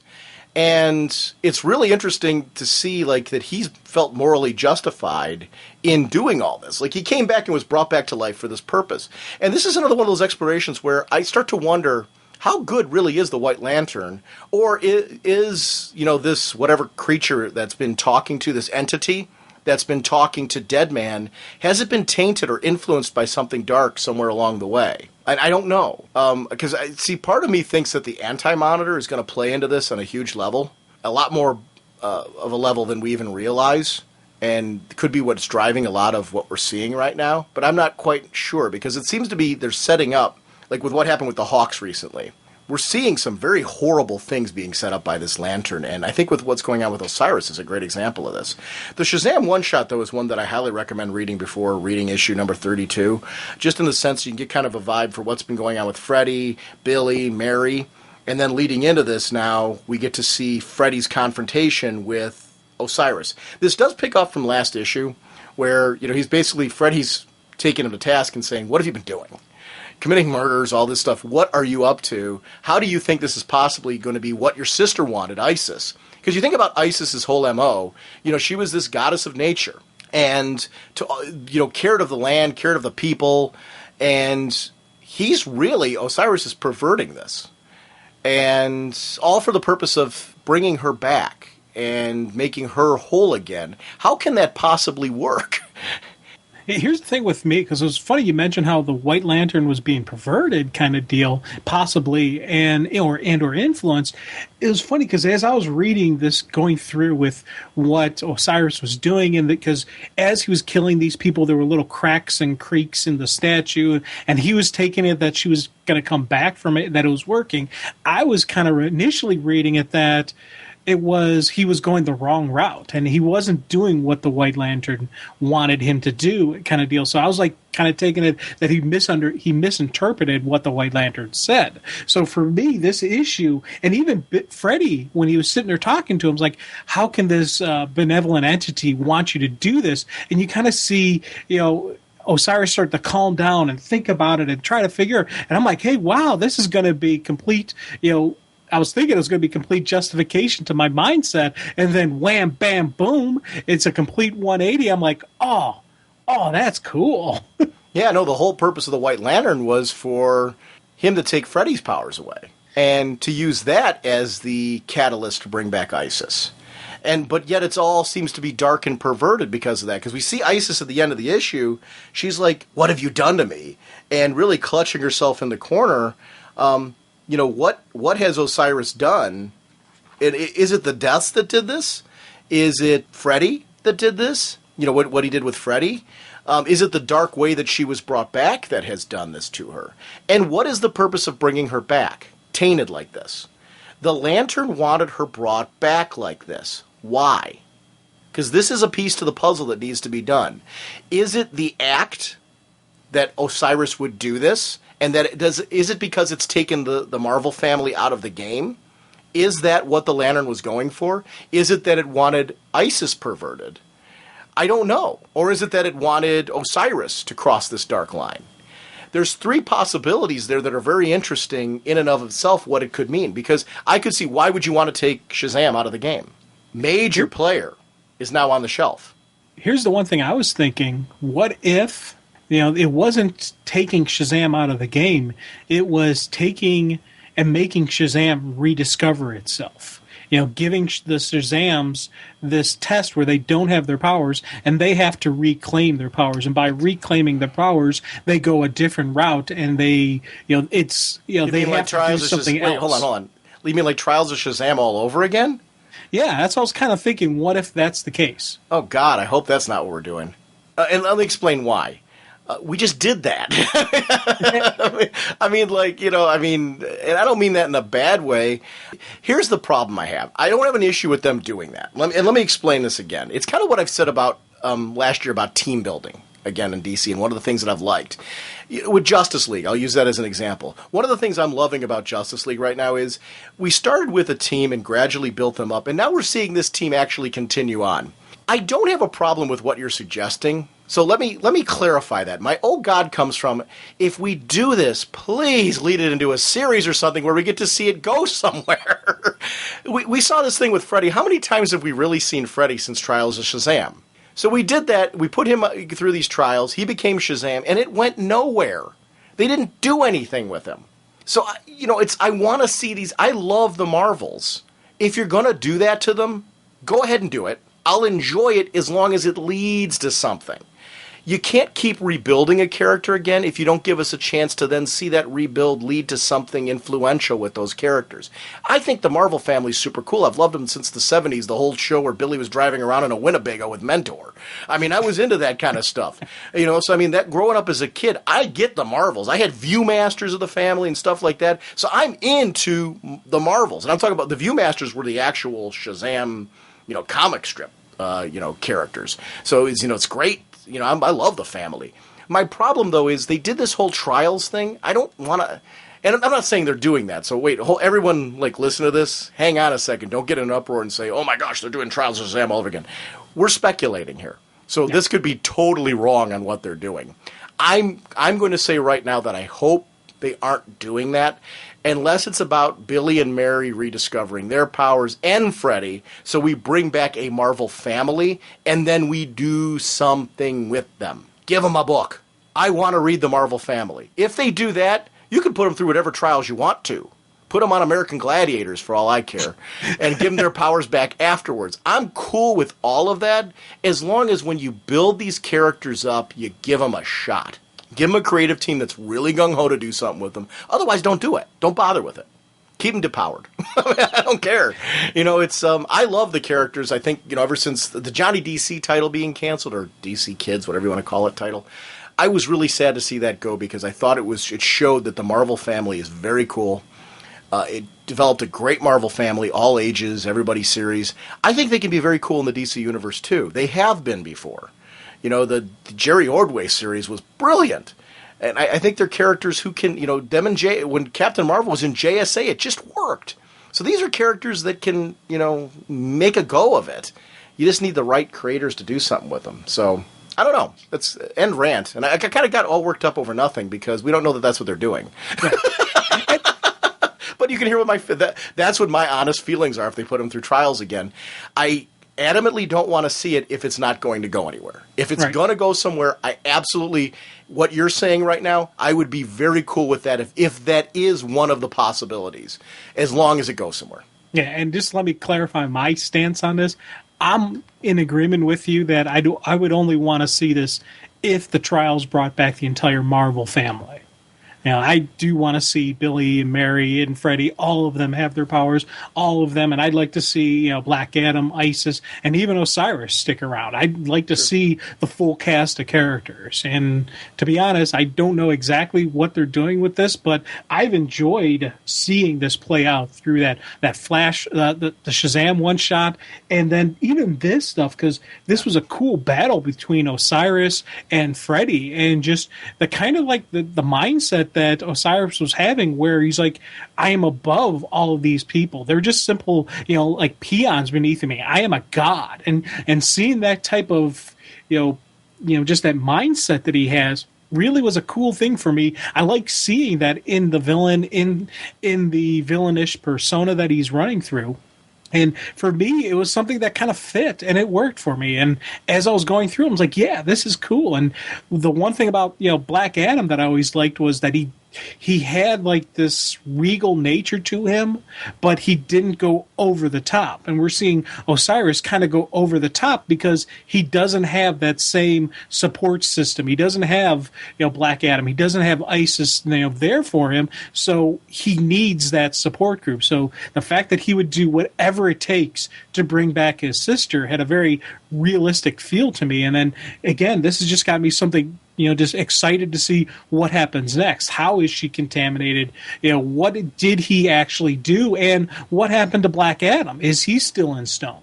And actually, I actually want to echo your comments, even taking my rant out of all this right now. I really do want to see where this goes next. And that's actually one of the reasons I said I wanted to talk about this issue. This is the issue where I really felt like a connection to this series. I've been enjoying reading this one, but I haven't felt like, I haven't been clicking my heels together. I do feel now that it's all been worth it. This issue feels like it's paid off a lot of, like, what is the point of this? Where are they going? What's Slade trying to do? And how does Osiris's thing fit into all this? I've been needing to see something. And this was the issue where I really felt like, okay, I'm starting to get you get to see Slade, that he's manipulating people like Ink. Which, what's really funny? They're calling the guy Ink now, which you said that you wanted to see him called all along. Yeah. And I'm going to be 100% honest with you and apologize to you and say, you know what, it's working for me. I didn't like the idea back when he was Tattooed Man, because I got so into him as the good guy Tattooed Man. But with the path that he's taken and how dark his world's gotten, the name change actually works for me now. Ink is, kind of a little simpler, it kind of fits what's happened with him at the moment. So that was something I remember way back when, in history-wise, in Raging Bullets, I don't want to see that at all. Ink, what? Are you crazy? It's working, dude, so you were right. Seeing, though, that, Slade was appealing to him with the whole family thing, like, he had the opportunity to finally get his revenge, and Slade put him in this virtual world where he had an opportunity to finally get revenge on the guy that took out his son. And Slade was really doing all this, helping him out for his own selfish purposes. He's trying to save his own son by doing this. And appealing to Ink that way, and knowing that Ink's going to come back, like, Slade is like a master strategist in this. This has been a book, though, it's been an interesting read, because there's a lot of times where I read this book and it's depressing. Yeah. And I don't mean that in a bad way. It's supposed to be. Eric Wallace is dealing with some very dark topics. And when I say it's depressing, you've got a character like Roy Harper, who I love, who's in a very dark place right now.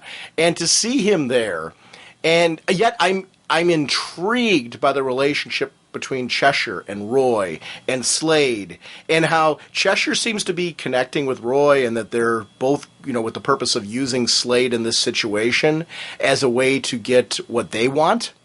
But they're both ready to turn and stab Slade in the back. Yet there's times where you see that Cheshire is unsure about that. Like, she starts to see Slade in a different light, and I don't know that she's totally going to do that. And I love that you're not quite sure who's on what side, and that deep down she believes that Roy's still that hero. Even Ink says it, to him at some point, where he goes, dude, you want to get out of this and take a different road? You can hook up with me later. It's interesting to see how different people are appealing and connecting with each other in ways that you didn't expect. It's definitely a villain book. All of these characters are villains right now. But nobody is the same. Everyone's there for different motivational reasons. Some of them are deeply invested in what Slade's doing. Others are ready to stab him in the back. And some don't want to be a part of it at all. They were only there for convenience. And then there's Osiris. Which, fits kind of his role in 52, because in 52 it was like, and then there's Osiris. Until he was Sobek's lunch. Still one of my favorite moments. It's funny with Titans, when they first brought the series out, I was like, I was reading it and I was enjoying it. It was never anything that I was like really, going, oh my God, yeah, kind of, diving towards it and must read this. Once they did once they did the heel turn with the title, it's rising up the stack as a readability, and I want to see what happens next, just because these characters they're crafting are really cool. And this Cinder is another one that I want to see what goes on with her. Her story and just where she plays out, especially now that she saw that Slade fulfilled the wish and gave Ink a chance at vengeance. She's got somebody on her hit list that she wants to take out, and I'm wondering who that is and where that's going to play out. This issue it was funny.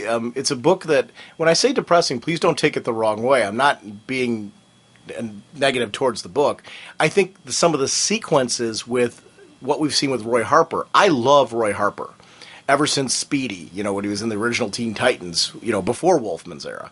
I grew up loving Green Arrow and Speedy. So anytime, like when they explored Roy being a junkie, straight down through anytime you see him go down that path again, it's like a family member that you see going down the dark path that they shouldn't. There's a depression to that. And I feel that you should feel that way. So that's not a negative commentary on the writer. It's actually what the writer should be making me feel because I care about this character. I should not be happy about what Roy Harper's going through right now. And I'm glad that I feel like the writer is nailing that. I shouldn't be going, yes, Roy, dark anti-hero. This is exactly what I want from him. This isn't what I want from him. And Wallace has captured that. And I think that's an interesting balance and an interesting choice, but I think it works so well. And I'm glad that he's doing that because I'm not happy about Roy being in this place. But it plays well into the intrigue of this team because Roy is this person who just doesn't care. And yet, or I shouldn't say he doesn't care. I think he's trying so hard to make himself believe he doesn't care. I think what's going to happen is what's Roy going to do when Roy realizes he does care? And I think that that's something that Wallace has built into this story in an interesting way. He's put us in a place where you can see Roy at some time hitting a realization that he is still Roy Harper and that this does matter. And he is still the dad of Leanne. And that does matter. And how is he going to deal with that when he comes to that realization? You can only be in denial for so long. And, the drugs and all that are keeping him in that place are only going to work so long. There's going to come a point where either he's going to die from this or he is going to have to face the reality of what is causing this, and that it isn't that he doesn't care, it's that he does care. And that's what's interesting about the exploration of it. I think Wallace is really nailing that kind of conflict that's going on there. And a lot of times it's incredibly subtle. But it's gotten better, I think, as the series has gone on. This has been a book where when he first went, you're talking about the villain's end of it, how it was something that you connected with when it made the change. When it first happened, I wasn't too sure about it. And as the series has gone on, the payoffs are really, this issue for me, this is a lot of payoff of like, I'm glad I've been reading this. Because when we got to this point now, there's a benefit to having read this series up to this point that I feel like, okay, the journey, getting to know Cinder, getting to know Cheshire, getting to know Roy, getting to know how they all feel about Deathstroke, this all matters now in this issue. So I get it now. And this has been like a pivotal issue for me where I'm kind of like, okay, this has been worth it. I'm glad I went on this journey. Where I wasn't totally sure how I felt about it before now. So I guess that's why this, to me, was an issue I really wanted to talk about. And I'm glad I've been reading this series because of it. Because it's something different. I don't want all my books to feel this way. But I'm digging it at the moment. I did like the references, too, to things like the Ray Palmer. Yes. With the ex-girlfriend of Ryan Choi, and they're like, this guy's vanished. And this is something that happened in the Titans one-shot that led into this change in the series. And we're still dealing with, Ray is doing the full search. I'm going to find out what happened here. And he's uncovered the pivotal clue that Dwarf Star was there too. When he went down there and saying that this enemy of his, which, yes, we saw some payoff to that in Secret Six, but we haven't seen a payoff on the Assassins yet. And this is something where Ray Palmer now is gathering evidence, and he's going to go after them. I am dying to see Ray Palmer versus the Titans. Oh, yeah. And especially because Ray will call for backup. So we may get Ray Palmer and the Justice League versus the Titans, which will again lead to some very interesting interactions between Roy and Dick and Donna. I just want to see what happens there. I would love to see the confrontation between Roy and Donna. Yeah. And to see how that's going to be. That's one of the things that I really dig about this. And it's working. Jim, this next book is one that you said to me, which, I always want to talk about this book. You said this is definitely one you wanted to spotlight that you wanted to start talking about. So Secret Six, number 30. And this was the Doom Patrol crossover, which to me, I love me some Doom Patrol right now. And this was one that really worked well for me. Yeah, this was one of those it's the combination of the reason why I love Secret Six so much. It had these wonderful, funny moments. It had some really cool villain moments, but it also had a good, solid comic book story moments that build and grow. And, okay, next step. It's, the building blocks. And it's what I always dig from Secret Six. And it's the comic moments that, you wouldn't think, on paper would be funny. It's Bane going on a date. And just the Bane's, style that he brings to this, his version of smooth talk is absolutely wonderful. And I was howling out loud when he had the sequencing when he first meets his date and whatnot. I hate setups when they're done on me, meaning if friends try to set me up on a date, and I hate setting people up because of just these moments. This was something that Gail Simone captured, and Gail Simone and the art team captured so brilliantly in the sequence of events, was how awkward that can be. And it was, yes, because it's Bane, it's going to be exaggerated because Bane and dating, this dude just doesn't. Last time I saw him with a woman was when Catwoman, when she was hanging out with him post Nightfall. Because of the fact that Bane was ruling Gotham temporarily, and she was trying to position herself in a place where she could take advantage of that situation and survive, which was interesting. But it wasn't because Bane was Mr. Charming and Mr. Smooth, as we see right here. Yeah. Bane, say something nice. I wish to mate. Here are the bargaining tokens they told me to purchase. Shall we begin negotiations? And then right away, I love that. Then right away, the girlfriend jumps in and goes, "Oh, Mr. Bane, he's quite the jokester, isn't he?" I love Scandal's girlfriend. I'm glad she stuck around in this. Like, it's added an interesting little dynamic. How the two of them are like, "Well, let's try to set Bane up, and maybe we can kind of do something nice for the fella or something like that." I love though that he's got a certain set of code of honor and code of ethics and machismo about him, where if he disagrees with something, don't call the bouncer. Yeah, I'll handle it myself. Now, the way Bane handles it himself is highly illegal, and well, even after he punches the dude's face in, shall I snap his spine? I am unsure of the etiquette. It's just such a great. But it really was one of those things where, like, I could then see where the girls would be kind of like, wait a minute, here's a dude who, without any hesitation, fought for my honor. Mm-hmm. And I could see, like, where there would be a certain charm to that in a bizarre way.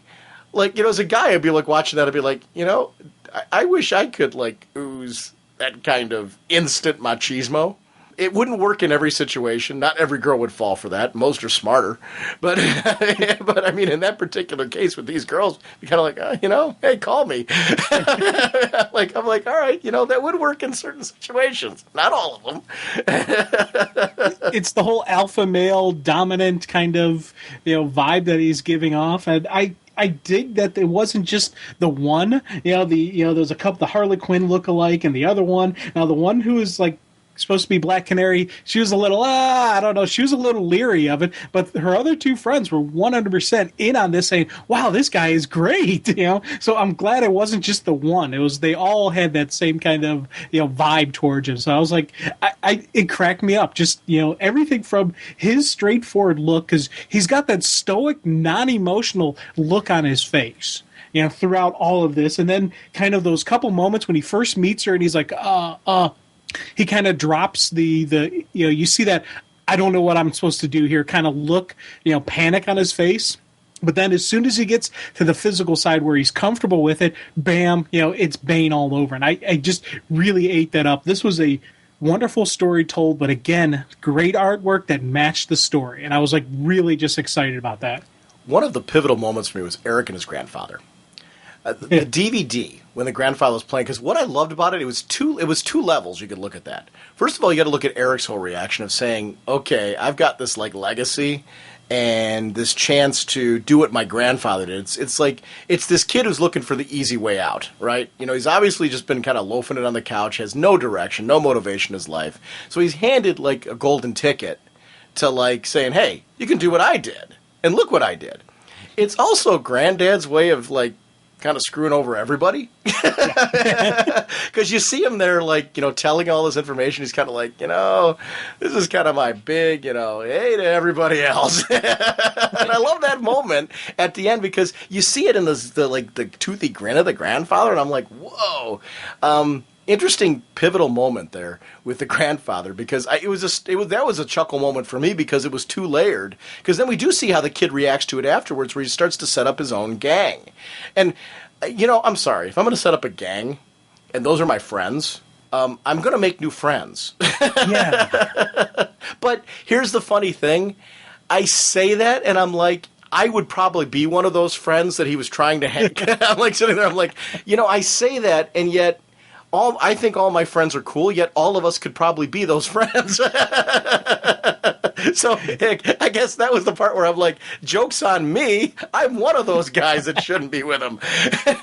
Yeah, see, I would be the cool guy with the blaster who fries his stepfather in half. That would be me. You'd be the dorky friend that I'd bring along into the swing of things, Daddy-o. You see, here's the funny part. You look at him as the cool, suave guy when you see the fact that the only reason why those girls are with him are due to the money, and he looks even dorkier, I think, than the rest in that ridiculous suit with what he's doing. So that's your idea. He looks cool. Groovy, man. What are you talking? Oh yeah, you go on grooving over there, right, buddy? The Doom Patrol bits were really great because it's really hard, I think, to take a team that's so well defined in their own book, especially recently. I think with what Keith Giffen's been doing over in the Doom Patrol book has been great, separating them from the Chief and really exploring these characters. Even if he brings Chief back in the future, that's cool. Bring him back. I think what he's done right now is done a great job of isolating the heroes on the Doom Patrol team, letting us get to know them, their quirks, their nuances, what makes them vulnerable, who they are. I've really been digging the Doom Patrol. And I do, for anybody who's not reading Doom Patrol, this is really the time to jump on board because Giffen's doing some really cool and interesting things with the characters at the moment. Ambush Bug here was phenomenal.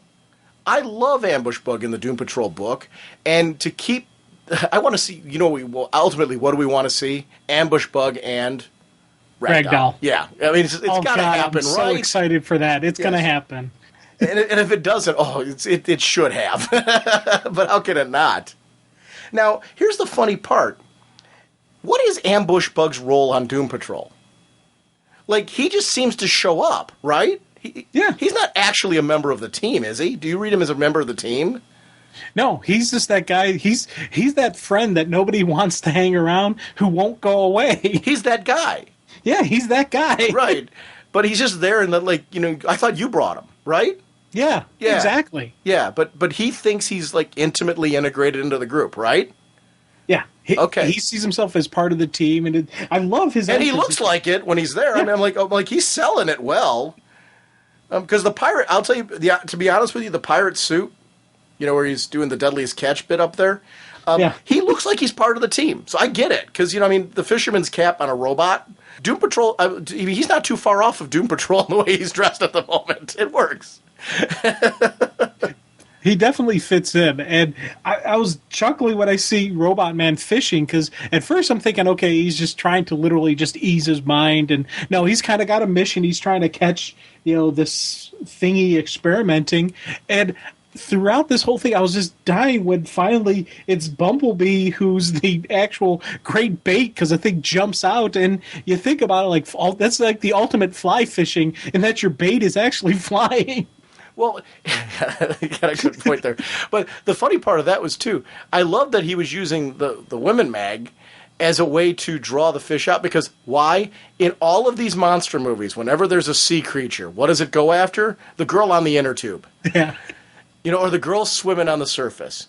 What a funny way to use this bait. The whole thing just worked. It was funny, yet it made logical sense in a weird way. That's what I love about it. I love when humor is done in such a way where you're like, well, okay, yeah, it's silly, but what else would you use? I mean, I don't know. If I was sitting there, I'd probably do the same thing. Okay, it works, yeah. Or I probably wouldn't come up with an idea as good. See, that's where you're different than I. I probably would have gone with, a nice little open lure kind of, maybe a jig or, something like that. Oh, I would have used regular fishing tools, you're right, but that wouldn't have worked, would it? I love that her leg got chopped off. Rita's? Yeah. Sharkman did it. When he shows up and hands it to her, yeah. I do like him. Yes. Now wait, who is the 6 now? Because there's a lot of people on the 6. There's more than 6 on the 6. There's 7. Because it's the 6 that we know, and then Shark. So we got 7. There's 8, dude. 8? Yeah. Black Alice, Bane, Ragdoll, Scandal, Jeanette, Deadshot, Catman, and him. Oh, yeah, I can't count. I forgot him. So it's going to be interesting to see how this... Which, you know what? In a funny sense, I hope they keep it that way. I'll tell you why. In this book, it works. that it's like when you say the fifth book in a trilogy. Yeah. It's the 8 people on the Secret Six. You know what? I think it's hysterical. Do you? I mean, I take it that he's part of the team, and Black Alice still is, right? Oh, definitely Black Alice is, and he's part of the team, and he fits them. Out of like everybody that was around before, this guy he got the groove, he got the jive going, and I think he's a great addition to it. I don't think there has to be 6. No. Just keep going, no matter. Secret 8's fine. This is a great solution to that whole problem. I don't know if it's going to stay this way. I mean, we might lose a couple people along the way. I don't know. I would be thrilled if it stays this way, though, because I love the characters that are on the team. So keep all of them. Mm-hmm. And I liked when it was the 6 versus the Doom Patrol, how they just started, bam, bam, bam. It was, again, a nice team dynamics going on. Catman knew go after Robot Man first, because he's got the hardware, because he was going to start blasting people. You got Alice going up against, Elastigirl. I can't think what her name is now. Elastigirl. It is? Yeah. Okay. For some reason, I was thinking that was wrong. But, those two just, going both full size, duking and out. But even Alice, just being Alice, hey, lady, guess what? I hate your movies. Bam, punching her.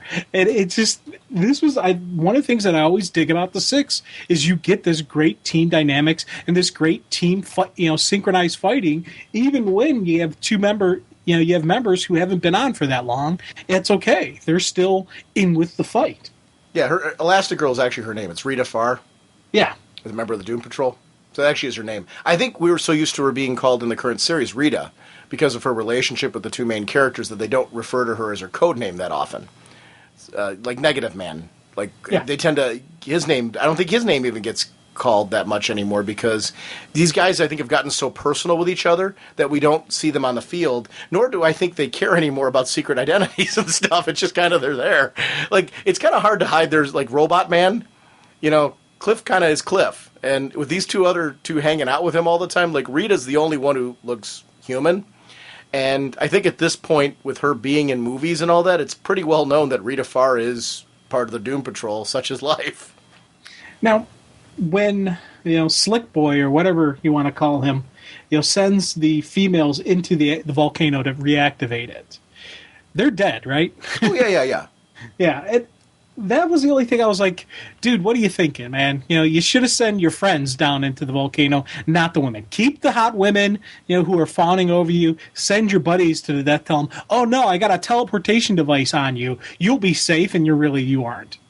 You know what, though? Here's the problem. If you do that, you can't have him taken out by the 6 and Doom Patrol later. Okay. So yeah, I agree with you, except that in one issue, I already want to see all of them beat up. Because they're like James Bond rejects or something like that. I mean, with the cocktails and the drinks in there and everything, I'm like, it's not working. It is, but it isn't. Yeah, they're trying to be Frank Sinatra, and you can't do it. Come on, guys. Just, there's a reason he's Frank. You can't, often imitated, but never duplicated. Now, let's talk about Eric, because Eric is the lead figure in this whole thing, right? His bravado, his quote-unquote bravery, his intimidation that he's doing, those tactics with his friends.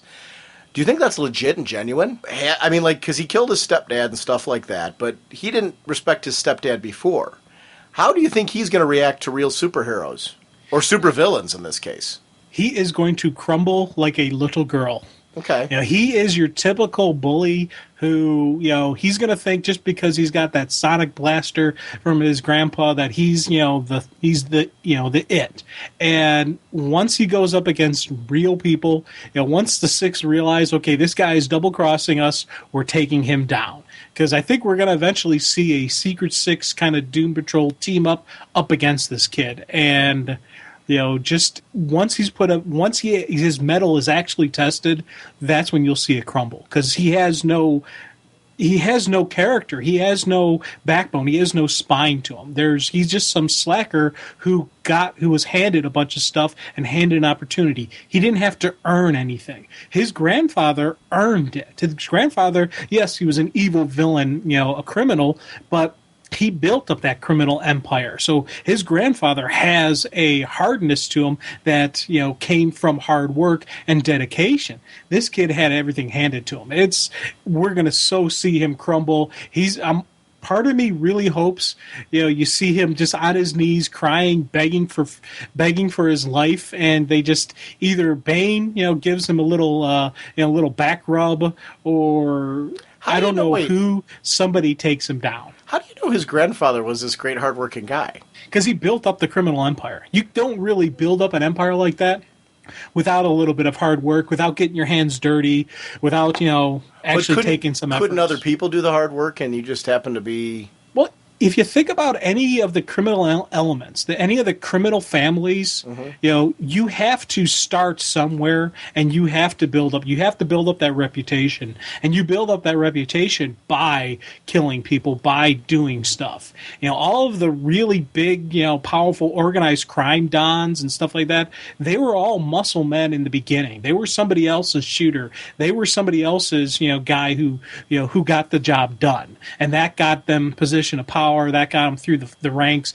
and then eventually they were able to take over the business and run it themselves, kind of deal. So you look at because I'm basing this on just knowledge of the current mob bosses and what we've seen through the various people who are in an organized crime family. You don't just inherit the family. You have to earn it, and you have to work through it, and you have to have a mindset for it, and especially back in the day, when the grandfather was running, because he looked like, 50s, 60s kind of mob boss type of deal.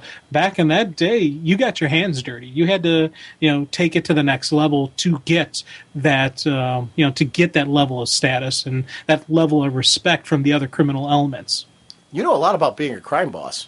Yeah.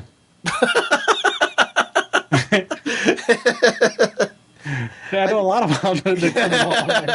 I have to. You do? Yeah. Why do you have to? That's for my job, dude. I got to know all about the different, knowing about how the criminal operates, how they, what they do, to get where they are, and how their financial side of it. I got to understand the different hate groups. All kidding aside, do they actually give you training on thinking into the criminal mind and stuff like? Do you attend seminars or workshops, or how do you get that? Because I know your educational background. I know what you did, for your as far as career choices and how your career path veered off. How do you get training for the path that you're on now? Seminars is actually a really good thing, where we've had a lot of, with HIDA, High Intensity Drug Trafficking Agency. The feds have done a lot of different seminars on organized crime, terrorist financing, and various stuff like that. I've done my own studies, got my own certifications, where you learn. You have to learn. You have to understand your enemy to know how they operate, and you have to know how they operate. You got to understand the financial side of them, and that's how I do what I do. So it's plus also this stuff has always fascinated me. So I've taken it to another, just on my own, studying and reading up on, but it also does help with my job. So it's a combination of, yes, there are stuff that actual training seminars and, certifications and various whatnot that I have, but I also do personally find, this, kind of fascinating. So it's kind of how I got into what I do. I got these images of you having your own secret identity, Snatches Bologna or something like that. And you speak you've infiltrated crime families to kind of know. I know how the criminal mind works because I've gotten it. I know the evil that lurks in the hearts of men. That'll be a.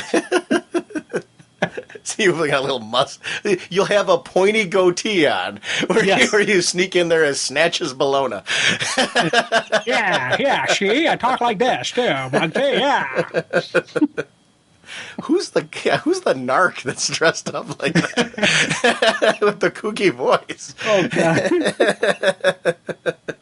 No, it's actually a genuine question I had, because you work in bank fraud, for listeners who haven't. Who didn't know that. I know we can't go too much into your job other than that, but I never knew that you actually went through some of those extra training, because I remember, because you originally got your degree in accounting.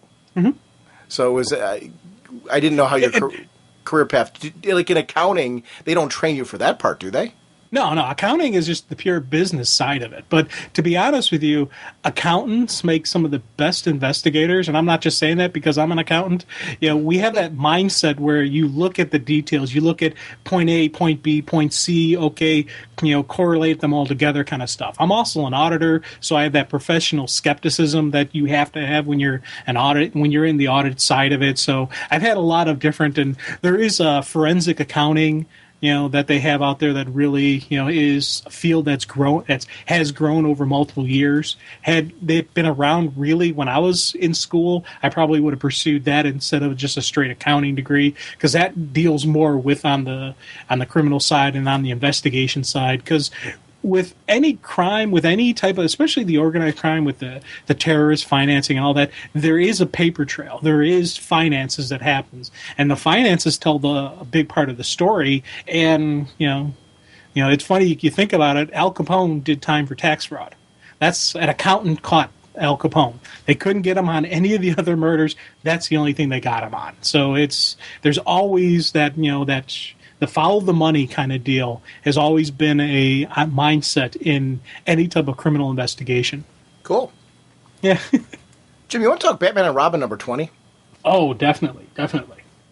Jim, I wanted to talk real quickly about this issue because this is the first one where we see Peter J. Tomasi, Patrick Gleason, Mick Gray, the whole new creative team really kind of kicking off for the first time.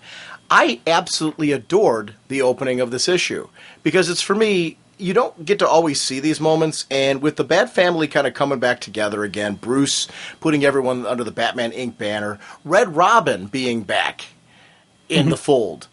This is the first time we get to see Tim and Dick and Damian, and what are they all getting together and doing with Alfred? They're preparing for a night to watch a movie. What movie are they watching? The movie that Bruce was going to see the night that his parents died, The Mark of Zorro. What a pivotal moment. And who are they watching it with? Bruce. Yeah. And how, he talks about how it was one of the worst moments of my life, yet up until that moment happened, it was also one of the happiest moments of my life. So this memory had two sides to it. And how Bruce is embracing the other side of it as well. And how that is a memory of his about what was important to him about family. And how it was important to him to have his family with him in that living room in that moment. I love this side of Bruce. Seeing this is where continuity works too, where there's a history with this character. Seeing him in these moments where it's important for him to have Dick Grayson with him. It's important for him to have Tim with him. It's important for him to have Damian there. All of these guys are with Alfred there. This is really important in this moment, and it was a cool way to kick off this issue to show that it's a part of this larger world. I ate that up. I tell you, I really was just when they're showing them cooking the popcorn and making the smoothies or the fountain drinks, whatever Alfred was making, whatever you actually call that, I was just chomping at the bit going, okay, what movie are they going to see? And I don't know why I didn't think it would be this movie, but just throughout everything, and then especially that one panel where they're all just sitting down. You got Tim and Dick having this really kind of good look on her face. Damian kind of has the whatever look, and then also having Alfred there. I was so excited that Alfred had an equal chair there. He wasn't just the servant, and he's even dressed down for the occasion. He's got the sweater vest on, and it's not a uniform. It's not the bow tie. It's not the suit kind of deal. So it's like it's Alfred's night off. He's part of the family. He's part of the team. I really needed to see all of them there, just with their same kind of just that vibe going on. I really, really I was like, wow, this is a great way to start off an issue. And I was sitting there and I spent a lot of time reading then rereading this again just because I so enjoyed this moment. Oh my God, did it make me smile? Yeah. Throughout the whole thing. Because even when Damian's saying, you're going to torture us with some ancient black and white movie, aren't you? I'm like, oh, it's so real and so true to who that character is. It was great. You know what? For somebody who is adamantly against Dick Grayson staying as Batman, if Bruce came back and was Batman 2, it so totally works. Seeing these two out in the street and fighting crime, I love Dick Grayson as more of a, he's not afraid to have a joke in there, yet at the same time he's intimidating. There's an interesting balance, and that was something he always kept as Nightwing. He never got so slapstick that you lost the fact that Nightwing was very intimidating. He's kept that as Batman here. And he so totally feels like Nightwing has graduated to be Batman. And this is something that he nailed this when he wrote him in Nightwing. And this really feels like this is this same character later in his life. He's now come at a full circle, come to a very different direction. And I love seeing a happy, confident Dick Grayson, if that makes sense. He's not running down the street smiling, that type of thing. I don't get that. But there's an adventure aspect of these two that I think is great. I love when the two of them are done and they've put the villains away. I sure hope those were baby teeth bit. Yeah. Damian's asking the question, why do I have to go in when you do? And Dick's talking about rules. There's certain rules that we follow. I'm Batman. You're Robin. You need to kind of follow. We're a team. We need to follow this aspect. You need to stay on board. And this is about training Damian. That's a critical point here. Damian's training's not over. Just because Bruce is back and these two have graduated to staying on as Batman and Robin in Gotham doesn't mean that Damian is Robin. He's training to be Batman's right hand. He's going to constantly, is he training to eventually be Batman? Maybe. We see that potential future where he could be Batman. That is a possibility down the road for his role. But in order for him to get there, he has to keep training. He has to understand the code, and that there's a certain way that they do things, and that there's a certain ethics to it that he was not when he was raised by the assassins just doesn't wash. Yeah, I tell you, Damian is just, as we said before, man. The little snot, I really love this kid, and there's times when I still want to smack him, but I love seeing that dynamic. But even at that movie sequence, Bruce is kind of understanding Damian as well, because when Damian has that whole thing, oh God, you're gonna make us sit through a CGI thing, sit through a black and white movie. Bruce counters with kind of knowing where Damian's mindset is, like, hey, it's got a lot of swordplay and there's no CGI. You'll love it. Knowing the style, what Damian kind of is into. I thought that was a cool moment. And then even going on, it's every time I hear Damian complain about something, I do think that it's more of kind of him putting up a front. I think he understands why he has to shut down, but he's got to say that. He can't completely open up and accept it, because he's got to it's that defense mechanism that he has, and he's got to keep it up. And but it's something that he does accept, because he doesn't go out on his own. He doesn't sneak out and breaks the rules. Now, this Angel bit, one of the things I really liked is that we see Dick go into suave mode, which there's something. Dick Grayson's always had a swagger to him. And it's really important to showcase that there's something about him when he sets out there, that he would exude something that Bruce does as well. He was raised by Bruce, and there is that element of him that should be very present here. Yeah, it's not always his cup of tea. It's not always his thing. But I love the confidence and the conversation with Alfred, where he's, what is this thing? Am I going to like this? Am I not? And, Alfred's come back with the Bugs Bunny cartoon reference, which I really dug, which would so totally fit Dick Grayson as a kid. But then this Angel comes crashing down. And that was the awesome bit for me, because you got to wonder what was driving this guy committing suicide. And are you taking it that it is suicide, that it is face value, that is something that the guy did, that he did this to himself? The fingerprints and the toes doing that? No, it's definitely a message. Something's going on here.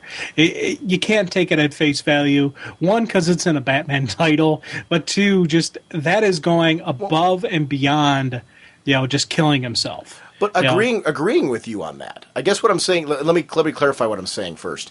I'm not saying taking at face value that it's just an isolated suicide. I agree with you that it's a message, but do you think this person is in league with others that would lead him to do this, or that somebody did this to him? I'm thinking manipulation. For some, when I mean manipulation, I mean mental manipulation kind of deal, where they probably didn't hold him down and force his hands in the acid, but it's probably brainwashing kind of deal where he did it to himself, but it wasn't like he didn't wake up one morning and go, I'm going to kill myself today. No, it was like, brainwashing is, probably the best thing, is what I'm thinking. I don't know why or who was doing it, but somewhere along the line, I think that's where it's going to come down to. These are going to be innocent victims who didn't want to kill themselves, who were convinced that they should. Jim Gordon with Damian was one of the coolest moments, because Damian's getting flippant, and Dick Grayson, tells him to show respect for that. But for Jim Gordon, first of all, Robin disrespecting Batman is not something that he's going to take. But he's also not going to take Robin disrespecting his crime scene. He is a cop because he cares. He cares about the fact that innocent people die in Gotham. And he wants a stop to that. He and Batman, Bruce Wayne, are cut from that same cloth. And I think that's something that he's always connected over, is their rage against the nonstop violence in Gotham. There is something that drives both of them, and there's a code that drives both of them. This goes against Jim Gordon's code, and he's not going to take it. And it was interesting how he did that and basically told the kid, hey, you're not going to tag along. And even in that moment, there's still that defiance in Damian calling him an old man and saying, I don't tag along. So he says affirmative to a certain extent, but he's got to stick it to him just a little bit. And that's one of those bratty moments that still fits Damian. And I would be disappointed if those were gone now. Because to me, that's not true to any child who is going through difficulties. You see periodic growth. You see the influence of these great adults who've been working with him. But he's not going to overnight lose something that has been ingrained in him for years. That takes time. And it takes understanding that there's more to this kid than what he put. Like you touched on it before. What Damian puts on the outside is not necessarily what's going on the inside. And that's true of any child. And I love that bit because I'm with you, amen 100%, that Damian is this multifaceted kid. And if you take any kid at just face value on what they're executing outside, you're really ignoring the fact that sometimes words you say, things that you think don't matter to them a lot more than you realize. And this kid is fascinating me. I think he's one of the best developed characters in a while, as far as new characters coming straight from the ground floor up, and I'm really digging Damian. Oh, big time. And I loved how Gordon actually even got the drop on him because he's got his arm wrenched behind his back. Yeah. It wasn't just a talking to, that was a physical statement as well. So for me, that was a cool moment seeing him not just, give it to him. He cut into him and he probably put a little twist on it and a little bit. Damian felt it. So it wasn't just a physical talking to. But did Damian let him? Let's be honest. We know what Damian's combat skills are. Was Gordon able to do that? Does Damian respect him enough as an authority figure, knowing how his dad looks up to this guy, how Dick Grayson looks up to this guy? Does Damian, to a certain extent, respect him in a way that we're seeing here? Because I took that as a different layer, saying, like, Damian could have gotten out of that. Damian could have put a serious hurt on Gordon. I have no doubt of that. We've seen this guy do too much fighting that in a fight, who would win, Damian or Gordon? Yeah, hands down, Damian. Right. But yet, that was in many ways, you talked about his outward appearance. Internally, I think the fact that he let Gordon do that was a show of respect in his own way.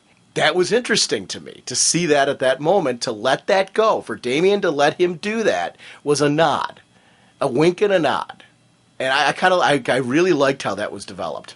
Yeah, and I'm not to dispute. I think that Damian definitely could have if he didn't respect Gordon, if he didn't respect what Dick and Bruce both feel towards Gordon, he would have just unleashed on the guy, and he would have put him in the hospital without batting an eye before Batman could have intervened.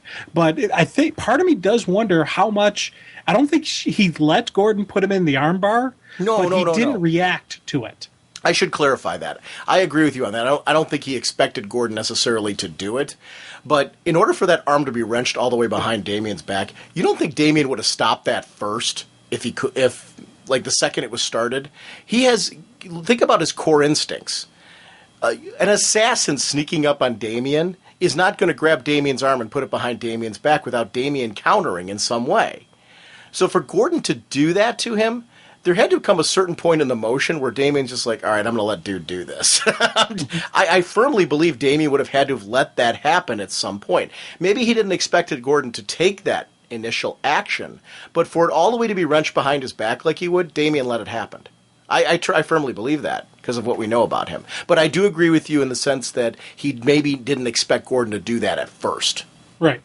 This whole investigation thing where we're seeing Damian be part of the investigation. The exoskeleton of the wings is hollow. They're tubes. Glowing Bud was inside them. I'm glad to see we're seeing more of Damian taking on a detective role, learning on the field. These clues are important, that they bring part of the investigation. We're seeing also that he's becoming a true partner of Dick Grayson's. Like, he's part of the investigative team. He's telling you what he knows, bringing in his knowledge and what that means. And I love that.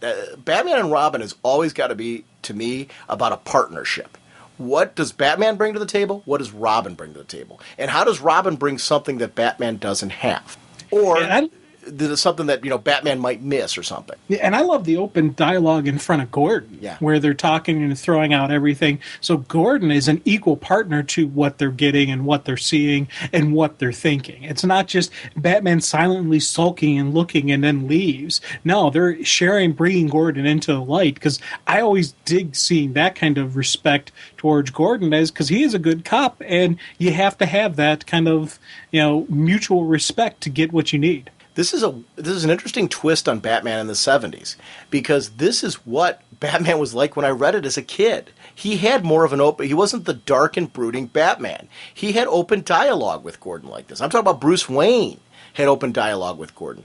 Robin was different, and Dick Grayson and how that he reacted, was more of a friendlier Robin. Except, I'm going to take that back.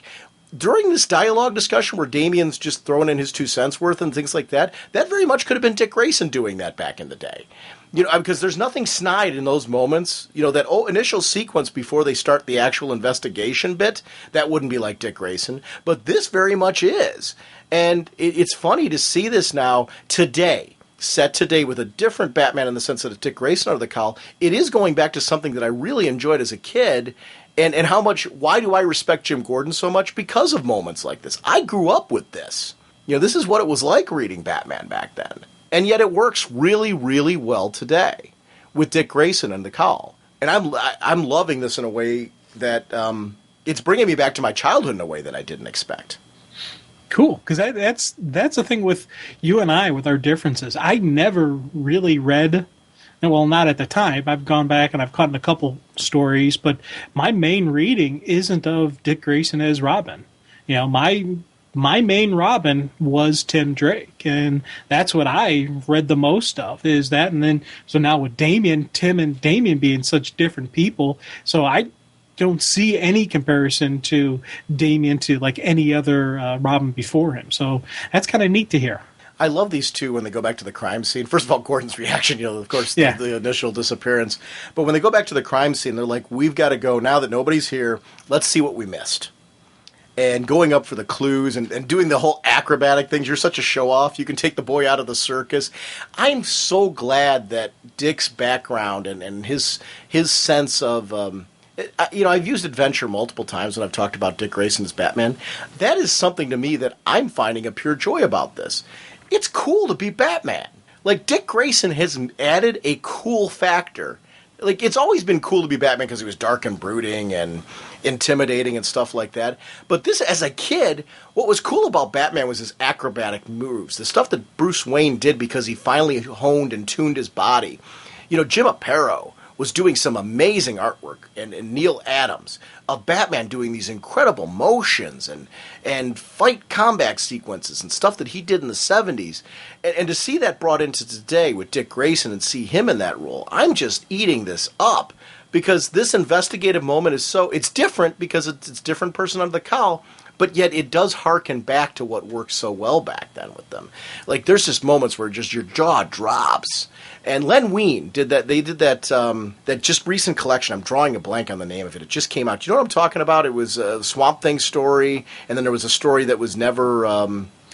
Bernie Wrightson did the artwork on it. You know what I'm talking about? It just came out. It was, and I'm sorry, I'm drawing a blank on it at the moment. It was a re-release of a story that I think was never published, and it was recolored, and they put a Swamp Thing story in the back that was previously published, where Len Wein talked about it was his favorite Batman art. In that story, you see some great sequences where you see Bernie Wrightson do some amazing acrobatic moves with Bruce Wayne. That's what I'm talking about. I mean, that was stuff that I grew up with, where it was like amazing to see Batman do these cool moves. And it was not about him always lurking in the shadows. It was also about what he did when he was out in the open. And that's what you get with these guys. Yes, it's in the dark, and they're taking advantage of the suit and all that stuff. But yet there's something where you get the idea that these guys work out like crazy and, come up with different ways to handle a variety of situations so that they don't need superpowers. And that's something I've always liked about the Bat universe, and I'm liking here with this mystery as it's unfolding. Until I didn't see Man-Bat coming in all this. Yeah, where the heck did that come from? Because that was you're sitting there, and I loved how it played out, because he's like, yeah, it's a jumper, plain and simple. Yeah, plain and simple. That'll be the day! As Man-Bat blasts him off of the top of the gargoyle. But then it saved them from the light. What light? Now, here's my question. You don't think this doesn't tie into the White Lantern stuff, does it? Well, that's what it looked like to me. And that was the first thought I had. And then I went to the cover. I'm like, does this have a Brightest Day tie-in? Okay, no, it doesn't. This is one of the authors. I don't know. This is one of the authors of Brightest Day. So I wouldn't be against it if it does, because, they're white illuminated. But it could be something else, too. Because you actually see that they're dripping with something, the bats. Yeah. They're dripping with something they're being illuminated by. So what is that's illuminating them, that's dripping from them at that moment? I don't know.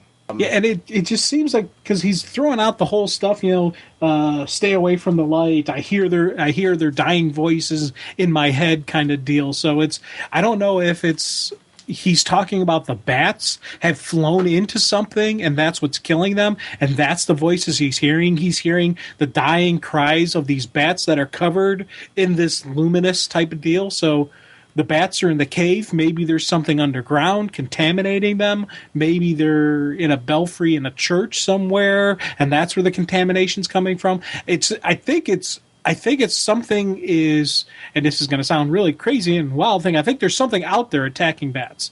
But, I know it's, so I don't know. It's trying to figure that part out. But how does it tie into the Angel then? Exactly. How? Is it the same people? Is there what's the connection? And that's why I was wondering, bats in a belfry in a church, maybe it's a religious tie-in and that's where the Angel comes from. So the bats flew into whatever this goop that's in this church. Wow, I didn't get any of that, but I could see. No, hold on. Let me stop before I say that. I'm not disputing you. I get what you're doing. You're digging for explanations. You're making connections there. I didn't go the church route, and I understand how you got there. So I'm not. Before you don't even have to defend yourself there. I get how you got there, and I'm not disputing it. I'm just kind of soaking in more what you're saying than disputing it. So please don't take it as me disputing you. Oh, no.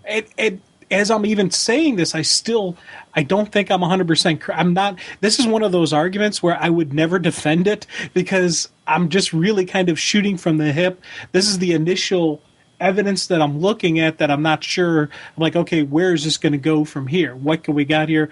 Is there, because there's got to be a connection between the Angel and Langstrom, Angel and the bats, Angel and this luminous goop that's on them. Because, Damien said there was the blood in the hollowed wings was the glow in the dark kind of stuff. So this could be that blood. This could be the same thing. So whatever kind of augmented the guy's mind to do what he did, is what's affected the bats and what affected Langstrom.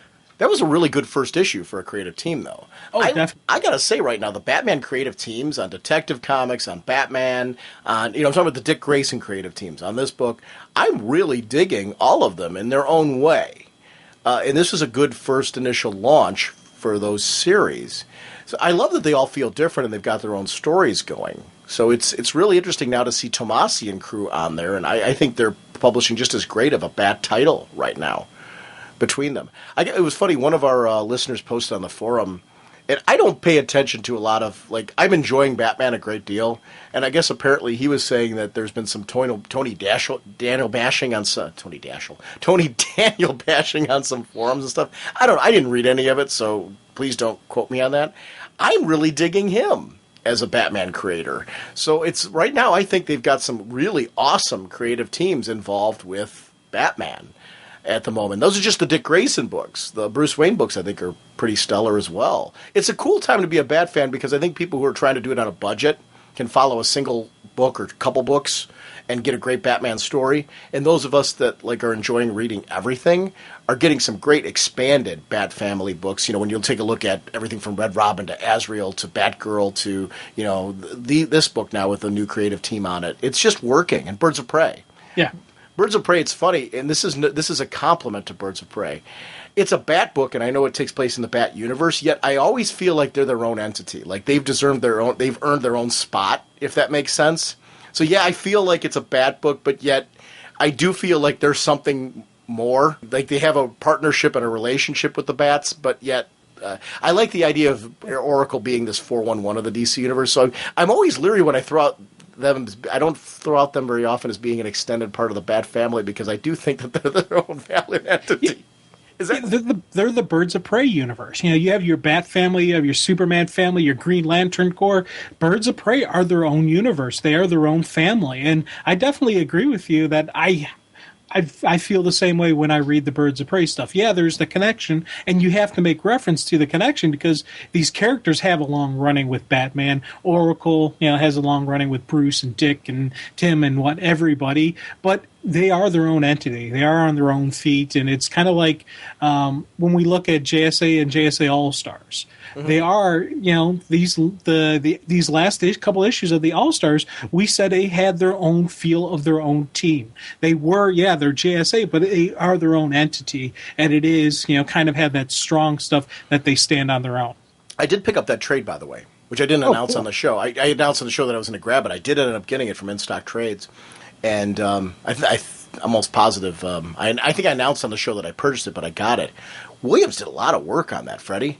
Freddie Williams II did a lot of work on. It's fun for fans who, if you've read the series, there is a valid reason to pick up that trade because it was kind of cool to take a look at the artwork choices that he made and some of the things that he did. So I do want to shout that book out again. It's cool for fans if you haven't been reading All Stars. That trade is a good one to pick up because he's right. It is his director's cut of it where he's kind of gone back and retooled some things, but it is fun for fans who've read the series before and been fans of Freddie Williams' artwork. It's a cool study to see what an artist can do when they have a little bit of time to go back, or when they take a little. I shouldn't say I don't think artists ever have time. I think it's just a matter of they're under deadlines and they got to do what they got to do to get it in under deadlines. So for him to take that extra step to say, hey, I'm going to kind of rework some of this artwork for the trade, it's kind of cool to see that. I'm a fan of an artist taking some time to do that. So it's cool. I recommend that. So just kind of a cool little shout out before we close out this segment. Green Lantern, let you and I destroy that space junk. Jim and I wanted to shout out our Sensei Super Snuggie Caption contest. And it was funny. This was a very hard decision. We were going through each of the entries, and there were a lot of them. And they were all great. And our criteria was you said that there were ones that you could see yourself saying. Yes. And it was really funny. So our number one winner, and this was really, it took a lot of deciding, Mark Vickers did the Super Snuggie for when you want the physique of Superman. Well, actually, you should say it. Yeah. Our winner is Mark Vickers, the Super Snuggie for when you want the physique of Superman without any effort. And then number two, we said, was our friend Richard Vorp? Richard A. Vorpy with What More Could Red Kryptonite Do to Me? And then number three was Stephen King with Tomorrow. I'll leave tall buildings tomorrow. Yeah, that's the ticket. I want to thank everyone for participating, though. I had the advantage of seeing them all as they were coming in and starting to compile them, and this was just a lot of fun. Contests for me are always such a fantastic thing because our listening audience is so incredibly creative. And we're going to do another one. I haven't decided what it's going to be yet. We're going to do one to tie in with our 5-year anniversary, which is coming up in March. So be listening for what that's going to be. I really want to think of something that's kind of clever and fun, where you guys get to have some fun, poking fun at me and Jim and the show and some of your favorite moments from the last 5 years or whatever. So I'm trying to come up with something kind of clever. Actually, if anybody has contest ideas that you want to throw my way, even if we don't use them for the 5-year anniversary contest, I am certainly willing for our listener audience to kind of throw in and say, hey, what do you guys think about doing this? RagingBullets@gmail.com is always a great way to do that. I'm always looking for kind of fun and interesting things to do on the show, so if you got a great idea for the contest. But I'm coming up with a couple clever ideas I've got a few for our 5th anniversary that Jim and I are going to have to discuss, but we certainly welcome your input. So shout it out, and thank you guys for participating in this one. Jim, this was fun. Yes, thank you. And thank you, your sister Mary, for sending the pictures. Yes, we must thank Sister Mary for sending you the pictures. And it's funny, as she was taking, after the pictures were taken, and I hear like, hey, what's Sean's email? I'm like, and I didn't even think anything of it. I'm like, oh, ragingbullets@gmail.com. And after I said it, I'm like, oh, God, that was a mistake, Jim. But this is very funny. You guys, there's a lot of these this was a tough pick between these three. Sean and I were just reading through them and we're laughing. So thank you very much. And this was outstanding. What I'm going to do is I'm going to set up a contests page up on the website where it's going to have all the previous contests and contest entries from here on out. I'm going to try to take some of the past ones and put them up there as well, but I'm going to definitely start with them from right now and keep them up there because I think people just are interested in seeing, hey, what did listeners do? What are some of the cool things that are showing up in the past on the show? So this will definitely be up there, and you can see all of the cool entries from every listener who participated because they're all really funny. There wasn't one of them that I didn't chuckle at as they were coming in, and it was, I know, Jim, you and I were just chuckling, looking through them again, trying to make a decision. And thank you guys for making it such a hard decision because this was fun. And I do want to say that our grand prize winner, Mark, is going to be joining us on an episode if he'd like to. He gets to decide on 2 comics that he would like to talk about on the show. Plus, he gets a trade of his choice from show sponsor InStockTrades.com. That's going to be on me. And then for our second and third prize winner, they're going to get to pick from our comic grab bag. So I'm definitely going to be contacting you guys. Richard, you posted actually as a comment on the show website. If you could please send me your email address so that way I can get you the listing of comics that you can choose from. Otherwise, I've got the email addresses for both of the others, so we'll be contacting you and setting things up. So that's fantastic. Hello, Sean and Jim. Once again, sponsoring us this episode are DCBService.com and InStockTrades.com. As I shouted out at the beginning, Hawkman Archives Volume 2, this wonderful hardcover, regularly $49.95, 40% off, only $29.97. It's a great way to get that hardcover at a discount. I want to thank DCBService.com for creating those great pre-order discounts. Over at InStockTrades.com, be sure to check out the Hawkman Companion softcover. It's regularly $24.95, 40% off, only $14.97. And check out any of those volumes. This one in particular, it has chats with Joe Kubert, Jeff Johns, Shelley Maldoff, Tim Truman, Justin Gray, Jimmy Palmiotti, Rags Morales, Steven Sadowski, Don Kramer, Ben Rabb, Tony Isabella, Dan Jurgens, Roy Thomas, Steve Lieber, Murphy Anderson, and many, many more. These are just some of the many creators who have touched this character of Hawkman. And that's one of the things I really like about these compendiums that they put together from Tomorrow's is they really try to bring in the whole history of a character and really do a great character study. So if you haven't checked out these volumes, they're great for fans. It's Tomorrow's Publishing. InStockTrades.com has them, so definitely check those books out. Thank you, DCB Service and InStockTrades.com for supporting our show. Jim, our next episode, we've got a lot of books. I actually want to talk about Brightest Day, the most recent happenings there. We're going to talk Birds of Prey. There's all kinds of events that have gone on in Superman. Like, definitely want to talk Grounded next episode, talk about things that have gone on there. There's a ton of books that have come out the past couple weeks. Is there anything in particular that's standing out for you that you really won't know for sure you want to, highlight? Oh, I'd love to talk some Flash. Oh, Road to yeah. Flashpoint.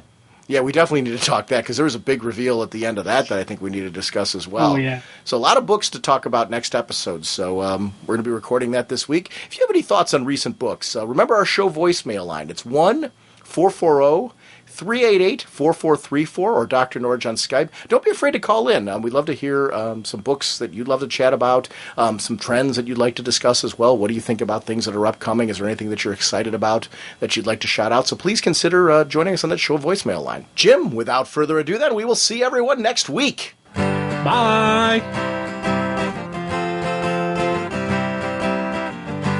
Flying through space and time, 1,000 different lifetimes.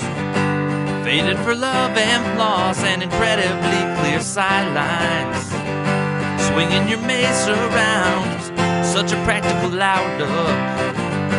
Helping the JSA and occasionally supporting your own book. Hawkman, Hawkman, eagle eyes can't see. Hawkman, your plan. What you do to me, Hawkman.